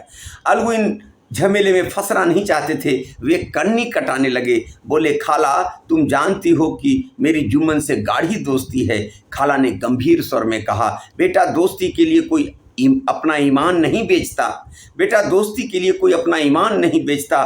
पंच के दिल में खुदा बसता है, पंचों को के मुंह से जो बात निकलती है वह खुदा की तरफ निकलती है। अलगू चौधरी सरपंच हुए। रामधन मिश्र और जुम्मन ने दूसरे विरोधियों ने बुढ़िया को मन में बहुत कोसा। सबों को शक हो गया, कब तो इसने मित्र को सरपंच बन दिया है। अलगू चौधरी बोले, शेख जुम्मन, हम और तुम पुराने दोस्त हैं, जब काम पड़ा तुमने हमारी मदद की है, और हम भी तो जो कुछ बन पड़ा तुम्हारी सेवा करते रहे हैं, मगर इस समय तुम और बूढ़ी खाला दोनों हमारी निगाह में बराबर हो। तुमको पंचों से जो कुछ अर्ज करनी हो करो। जुम्मन को पूरा विश्वास था कि अब बाजी मेरी है। अलगू यह सब दिखाने की बातें कर रहा है, अतएव शांत चित्त होकर बोले, पंचों 3 साल हुए खाला जान ने अपनी जायदाद मेरे नाम हिब्बा कर दी थी, रजिस्ट्री कर दी थी। मैंने उन्हें ता हयात खाना कपड़ा देना कबूल किया था। खुदा गवाह है, आज तक मैंने खाला जान को कोई तकलीफ नहीं दी। मैं उन्हें अपनी माँ के समान समझता हूँ। उनकी खिदमत करना मेरा फर्ज है, मगर औरतों में जरा अनबन रहती है, इसमें मेरा क्या बस। खाला जान मुझसे माहवार खर्च अलग मांगती हैं। जायदाद जितनी है वह पंचों से छुपी नहीं है, इससे इतना मुनाफा नहीं होता कि माहवार खर्च दे सकूं। इसके अलावा हिब्बा नामे में माहवार खर्च का भी कोई जिक्र नहीं है, नहीं तो मैं भूल कर भी इस झमेले में न पड़ता। बस मुझे यही कहना है, आइंदा पंचों को अख्तियार है, जो चाहें फैसला करें। अलगू चौधरी को हमेशा कचहरी से काम पड़ता था, अतः वह पूरा कानूनी आदमी था। उसने जुम्मन से जिरह शुरू की। एक एक प्रश्न जुम्मन के हृदय पर हथौड़ों की चोट की तरह पड़ता था। रामधन मिश्र इन प्रश्नों पर मुग्ध हुए जाते थे। जुम्मन चकित थे कि अलगू को क्या हो गया है। अभी यह अलगू मेरे साथ बैठा हुआ कैसी कैसी बातें कर रहा था, इतनी ही देर में ऐसी काया पलट हो गई कि मेरी जड़ खोदने पर तुला हुआ है। न मालूम कब की कसर यह निकाल रहा है, क्या इतने दिनों की दोस्ती कुछ भी काम ना आवेगी। जुम्मन शेख तो इसी संकल्प विकल्प में पड़े हुए थे कि इतने में अलगू ने फैसला सुनाया। जुम्मन शेख, पंचों ने इस मामले पर विचार किया। जुम्मन शेख, पंचों ने इस मामले पर विचार किया। इन्हें यह नीति संगत मालूम होता है कि खाला जान को माहवार खर्च दिया जाए। हमारा विचार है कि खाला की जायदाद से इतना मुनाफा अवश्य होता है कि माहवार खर्च दिया जा सके। बस यही हमारा फैसला है। अगर जुम्मन को खर्च देना मंजूर न हो तो हिब्बानामा रद्द समझा जाए। ये अलगू का फैसला आया। जो दूध का दूध और पानी का पानी करता है, यही भारतीय ग्रामीण व्यवस्था में सरपंच की व्यवस्था है। वहाँ कोई किसी का अपना नहीं, पराया नहीं, न्याय ही देवता है, न्याय ही सब कुछ है। यह फैसला सुनते ही जुम्मन सन्नाटे में आ गया। उसको तो विश्वास था कि मेरा मित्र है, मगर यहाँ मित्रता काम नहीं आई, इंसाफ काम आया। यह फैसला सुनते ही जुम्मन सन्नाटे में आ गए। जो अपना मित्र हो वह शत्रु का व्यवहार करे और गले पर छुरी फेरे, इसे समय के हेर फेर के सिवा और क्या कहें। जिस पर पूरा भरोसा था उसने समय पड़ने पर धोखा दिया। ऐसे ही अवसरों पर झूठे सच्चे मित्रों की परीक्षा की जाती है। यही कलयुग की दोस्ती है। अगर लोग ऐसे कपटी धोखेबाज न होते तो देश में आपत्तियों का प्रकोप क्यों होता। यह हैजा, प्लेग आदि व्याधियां दुष्कर्मों के ही दंड हैं। जुम्मन मगर रामधन मिश्र और अन्य पंच अलगू चौधरी की इस नीति परायणता की प्रशंसा की जी खोल कर रहे थे। वे कहते थे, इसका नाम पंचायत है, दूध का दूध और पानी का पानी कर दिया। दोस्ती दोस्ती की जगह है, किंतु धर्म का पालन करना मुख्य है। ऐसे ही सत्यवादियों के बल पर पृथ्वी ठहरी है, नहीं तो वह कब की रसातल चली जाती। इस फैसले ने अलगू और जुम्मन की दोस्ती की जड़ हिला दी। इस फैसले ने अलगू और जुम्मन की दोस्ती की जड़ हिला दी। अब वे साथ साथ बातें करते नहीं दिखाई देते। इतनी पुरानी मित्रता रूपी वृक्ष सत्य का एक झोंका भी न सह सकी। सचमुच वह बालू की ही जमीन पर खड़ा था। उनमें अब शिष्टाचार का अधिक व्यवहार होने लगा। एक दूसरे की आवभगत ज्यादा करने लगे। वे मिलते जुलते थे, मगर इसी तरह जैसे तलवार से ढाल निकलती है। जुम्मन के चित्त में मित्र की कुटिलता आठों पहर खटका करती थी। उसे हर घड़ी चिंता रहती थी कि किसी तरह बदला लेने का अवसर मिले। अब कहानी अपने दूसरे पड़ाव पर जाती है। अच्छे कामों की सिद्धि में बड़ी देर लगती है, पर बुरे कामों की सिद्धि में यह बात नहीं होती। जुम्मन को भी बदला लेने का अवसर जल्दी ही मिल गया। पिछले साल अलगू चौधरी बटेसर से बैलों की एक बहुत अच्छी गोई मोड़ लाए थे। बैल पछाही जाति के सुंदर बड़े बड़े सींगों वाले थे। महीनों तक आसपास के गांव के लोग दर्शन करते रहे। दैव योग से जुम्मन की पंचायत में 1 महीने बाद इस जोड़ी का एक बैल मर गया।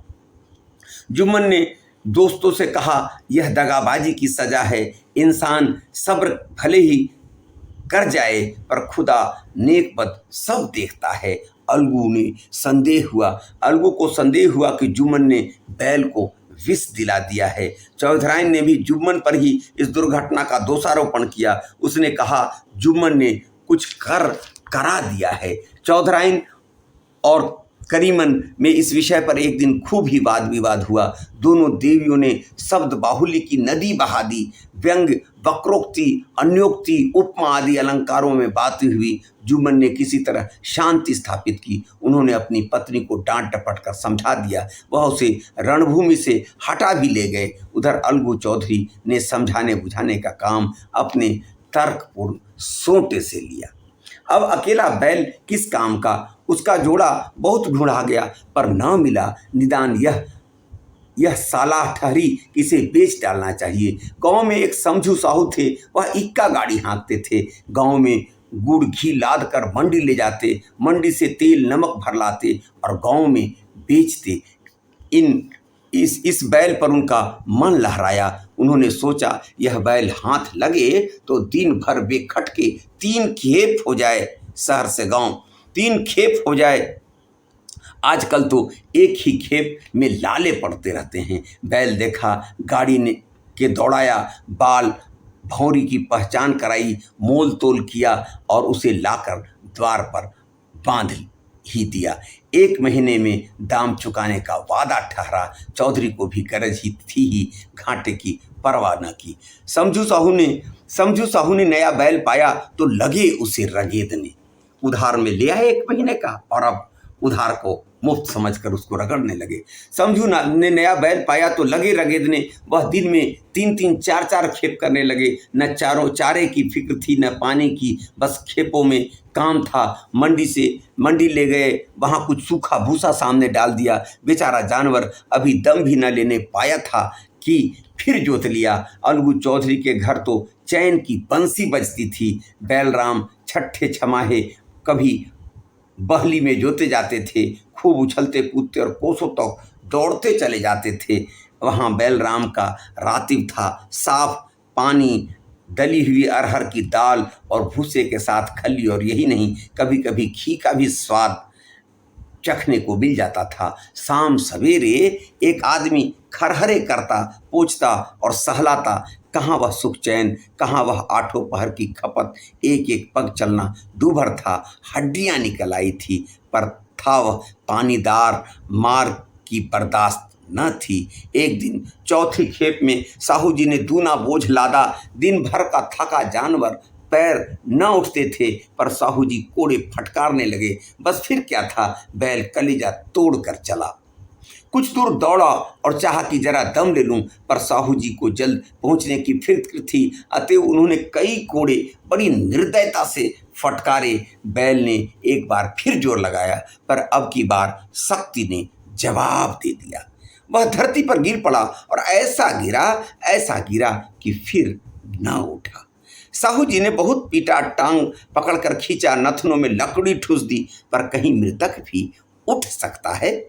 तब साहू जी को कुछ शंका हुई। उन्होंने बैल को गौर से देखा, खोलकर अलग किया और सोचने लगे कि गाड़ी कैसे घर पहुंचे। बहुत चीखे चिल्लाए, पर देहात का रास्ता बच्चों की आंख की तरह सांझ होते ही बंद हो जाता है।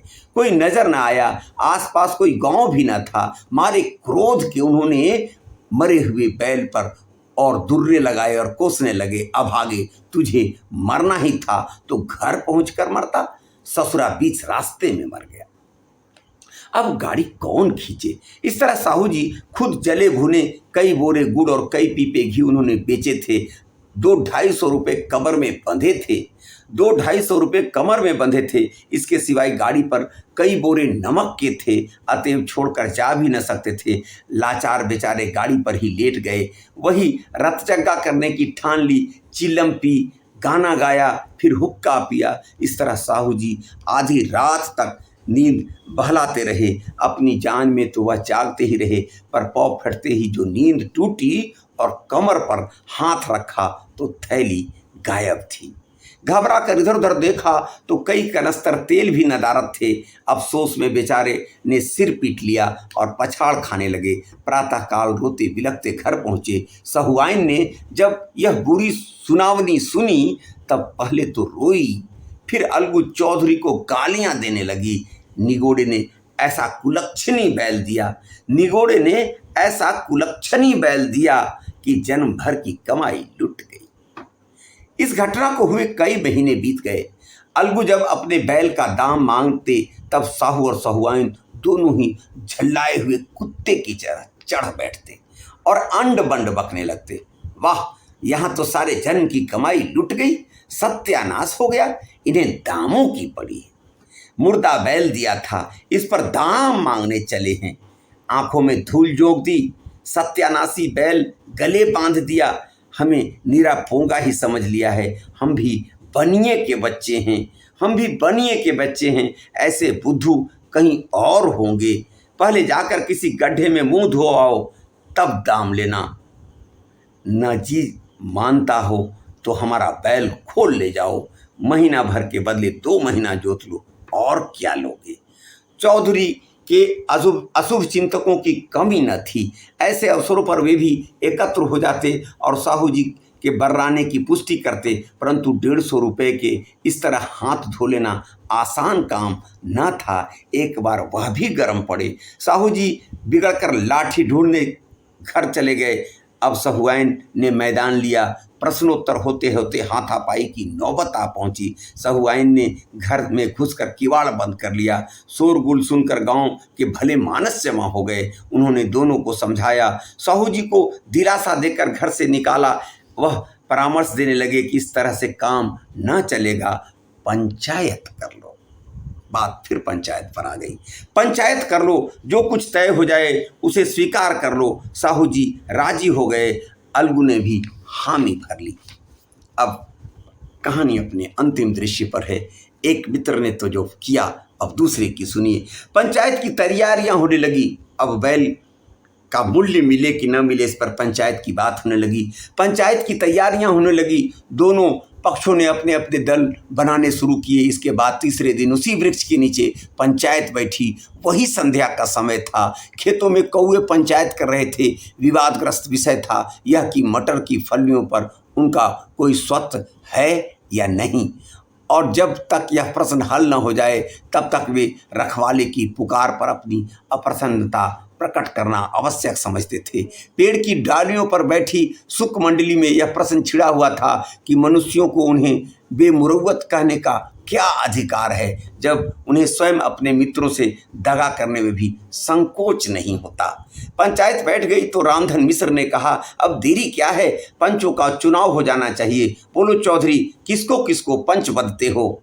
अलगू ने दीन भाव से कहा, समझू साहू ही चुन ले। समझू खड़े हुए और कड़क कर बोले, मेरी ओर से जुम्मन शेख। उनको लगा कि यही बदला ले सकता है। समझू खड़े हुए और कड़क कर बोले, मेरी ओर से जुम्मन शेख। जुम्मन का नाम सुनते ही अलगू चौधरी का कलेजा धक धक करने लगा, मानो किसी ने अचानक थप्पड़ मार दिया। रामधन अलगू के मित्र थे, वह बात को ताड़ गए। पूछा, क्यों चौधरी, तुम्हें कोई उज्र तो नहीं, तुम्हें कोई शिकायत तो नहीं? चौधरी ने निराश होकर कहा, नहीं, मुझे क्या उज्र होगा। अपने उत्तरदायित्व का ज्ञान, यहाँ यही श्रेष्ठ पंक्ति आती है कि अपने उत्तरदायित्व का ज्ञान बहुधा हमारे संकुचित विचारों का सुधारक होता है। जब हम राह भूल कर भटकने लगते हैं, तब यही ज्ञान हमारा विश्वसनीय पथ प्रदर्शक बन जाता है। पत्र संपादक अपनी शांति कुटी में बैठा हुआ कितनी धृष्टता और स्वतंत्रता के साथ अपनी प्रबल लेखनी से मंत्रिमंडल पर आक्रमण करता है, परंतु ऐसे अवसर आते हैं जब वह स्वयं मंत्रिमंडल में सम्मिलित होता है। मंडल के भवन में पग धरते ही उसकी लेखनी कितनी मर्मज्ञ, कितनी विचारशील, कितनी न्यायपरायण होती है, इसका कारण उत्तरदायित्व का ज्ञान है। नवयुवक युवावस्था में कितना उदंड रहता है। माता पिता उसकी ओर कितने चिंतित रहते हैं, वे उसे कुल कलंक समझते हैं, परंतु थोड़े ही समय में परिवार का बोझ सिर पर पड़ते ही वह अव्यवस्थित चित्त उन्मत्त युवक कितना धैर्यशील, कैसा शांत चित्त हो जाता है। यह भी उत्तरदायित्व के ज्ञान का फल है। जुम्मन शेख के मन में भी सरपंच का उच्च स्थान ग्रहण करते ही अपनी जिम्मेदारियों का भाव पैदा हुआ। उसने सोचा, मैं इस वक्त न्याय और धर्म के सर्वोच्च आसन पर बैठा हूँ। मेरे मुंह से इस समय जो कुछ निकलेगा वह देववाणी के सदृश्य है, और देववाणी में मेरे मनोविकारों का कदापि समावेश न होना चाहिए। मुझे सत्य से जौ भर भी टलना उचित नहीं। पंचों ने दोनों पक्षों से सवाल जवाब करने शुरू किए। बहुत देर तक दोनों दल अपने अपने पक्ष का समर्थन करते थे। इस विषय में तो सब सहमत थे कि समझू को बैल का मूल्य देना चाहिए, परंतु दो महाशय इस कारण रियायत करना चाहते थे कि बैल के मर जाने से समझू को हानि हुई है। इसके प्रतिकूल दो सभ्य मूल के अतिरिक्त समझू को दंड भी देना चाहते थे, जिससे फिर किसी पशुओं के साथ ऐसी निर्दयता करने का साहस न हो। अंत में जुम्मन ने फैसला सुनाया, अलगू चौधरी और समझू साहू, पंचों ने तुम्हारे मामलों पर अच्छी तरह विचार किया है। जुम्मन ने फैसला सुनाया, अलगू चौधरी और समझू साहू, पंचों ने तुम्हारे मामले पर अच्छी तरह विचार किया। समझू को उचित है कि बैल का पूरा दाम दें। जिस वक्त उन्होंने बैल लिया उसे कोई बीमारी न थी। उसको कोई बीमारी न थी। अगर उसी समय दाम दे दिए जाते तो आज समझू उसे फेर लेने का आग्रह न करते। बैल की मृत्यु केवल इस कारण हुई है कि उससे बड़ा कठिन परिश्रम लिया गया और उसके दाने चारे का कोई अच्छा प्रबंध न किया गया। रामधन मिश्र बोले, समझू ने बैल को जानबूझकर मारा है, अतएव उससे दंड लेना चाहिए। जुम्मन बोले, यह दूसरा सवाल है। जुम्मन बोले, यह दूसरा सवाल है, हमको इससे कोई मतलब नहीं। झगड़ू साहू ने कहा, समझू के साथ कुछ रियायत होनी चाहिए। समझू के साथ कुछ रियायत होनी चाहिए। जुम्मन बोले, यह अलगू चौधरी की इच्छा पर निर्भर है, यह रियायत करें तो उनकी भलमनसी।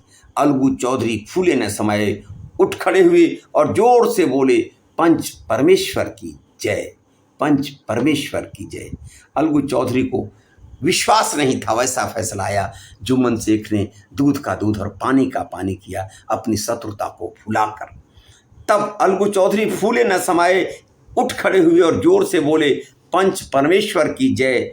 इसके साथ ही चारों ओर से प्रतिध्वनि हुई, पंच परमेश्वर की जय, पंच परमेश्वर की जय, पंच परमेश्वर की जय।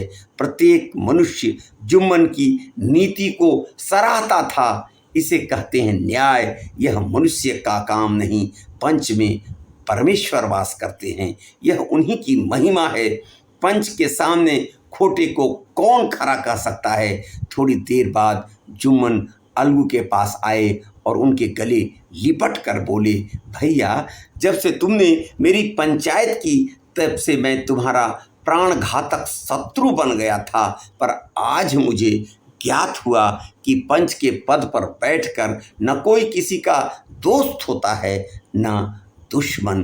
न्याय के सिवा उसे और कुछ नहीं सूझता। आज मुझे विश्वास हो गया कि पंच की जुबान में खुदा बोलता है। अलगू रोने लगे। इस पानी से दोनों के दिलों का मैल धुल गया। मित्रता की मुरझाई हुई लता, मित्रता की मुरझाई हुई लता फिर से हरी हो गई। मित्रता की मुरझाई हुई लता फिर से हरी हो गई।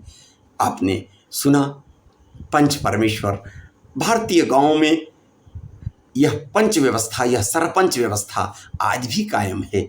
हम लाख बेईमानी की दुनिया में चलते हों, मगर पंचों के दिल में परमेश्वर का वास होता है और उनके जुबान से निकलने वाले जो फैसले होते हैं वो ईश्वरीय न्याय माने जाते हैं। आज अदालतों में बोझ और भीड़ तो बढ़ी है, मगर वह भीड़ बहुत अधिक होती अगर हम अपने ग्राम पंचायत सभा से दरकिनार कर दिए होते। आज भी भारतीय लोगों की आस्था पंचों पर है, पंच को परमेश्वर मानने पर है। मुंशी प्रेमचंद की यह कहानी सत्य और निष्ठा के साथ पंचों में बचने वाले आदर्श को स्थापित करने वाली कहानी है। विश्वास है ये कहानी आपको अच्छी लगेगी, तो आप अपने मित्रों को शेयर करेंगे, सब्सक्राइब करेंगे और अपने विचार हम तक देंगे, ताकि पुनः हम एक और कहानी के साथ आपके साथ आ सकें। साहित्य की सेवा अपना लक्ष्य है और उसमें आपका सहयोग और आपका साथ अपेक्षित है। बहुत बहुत धन्यवाद। नमस्कार।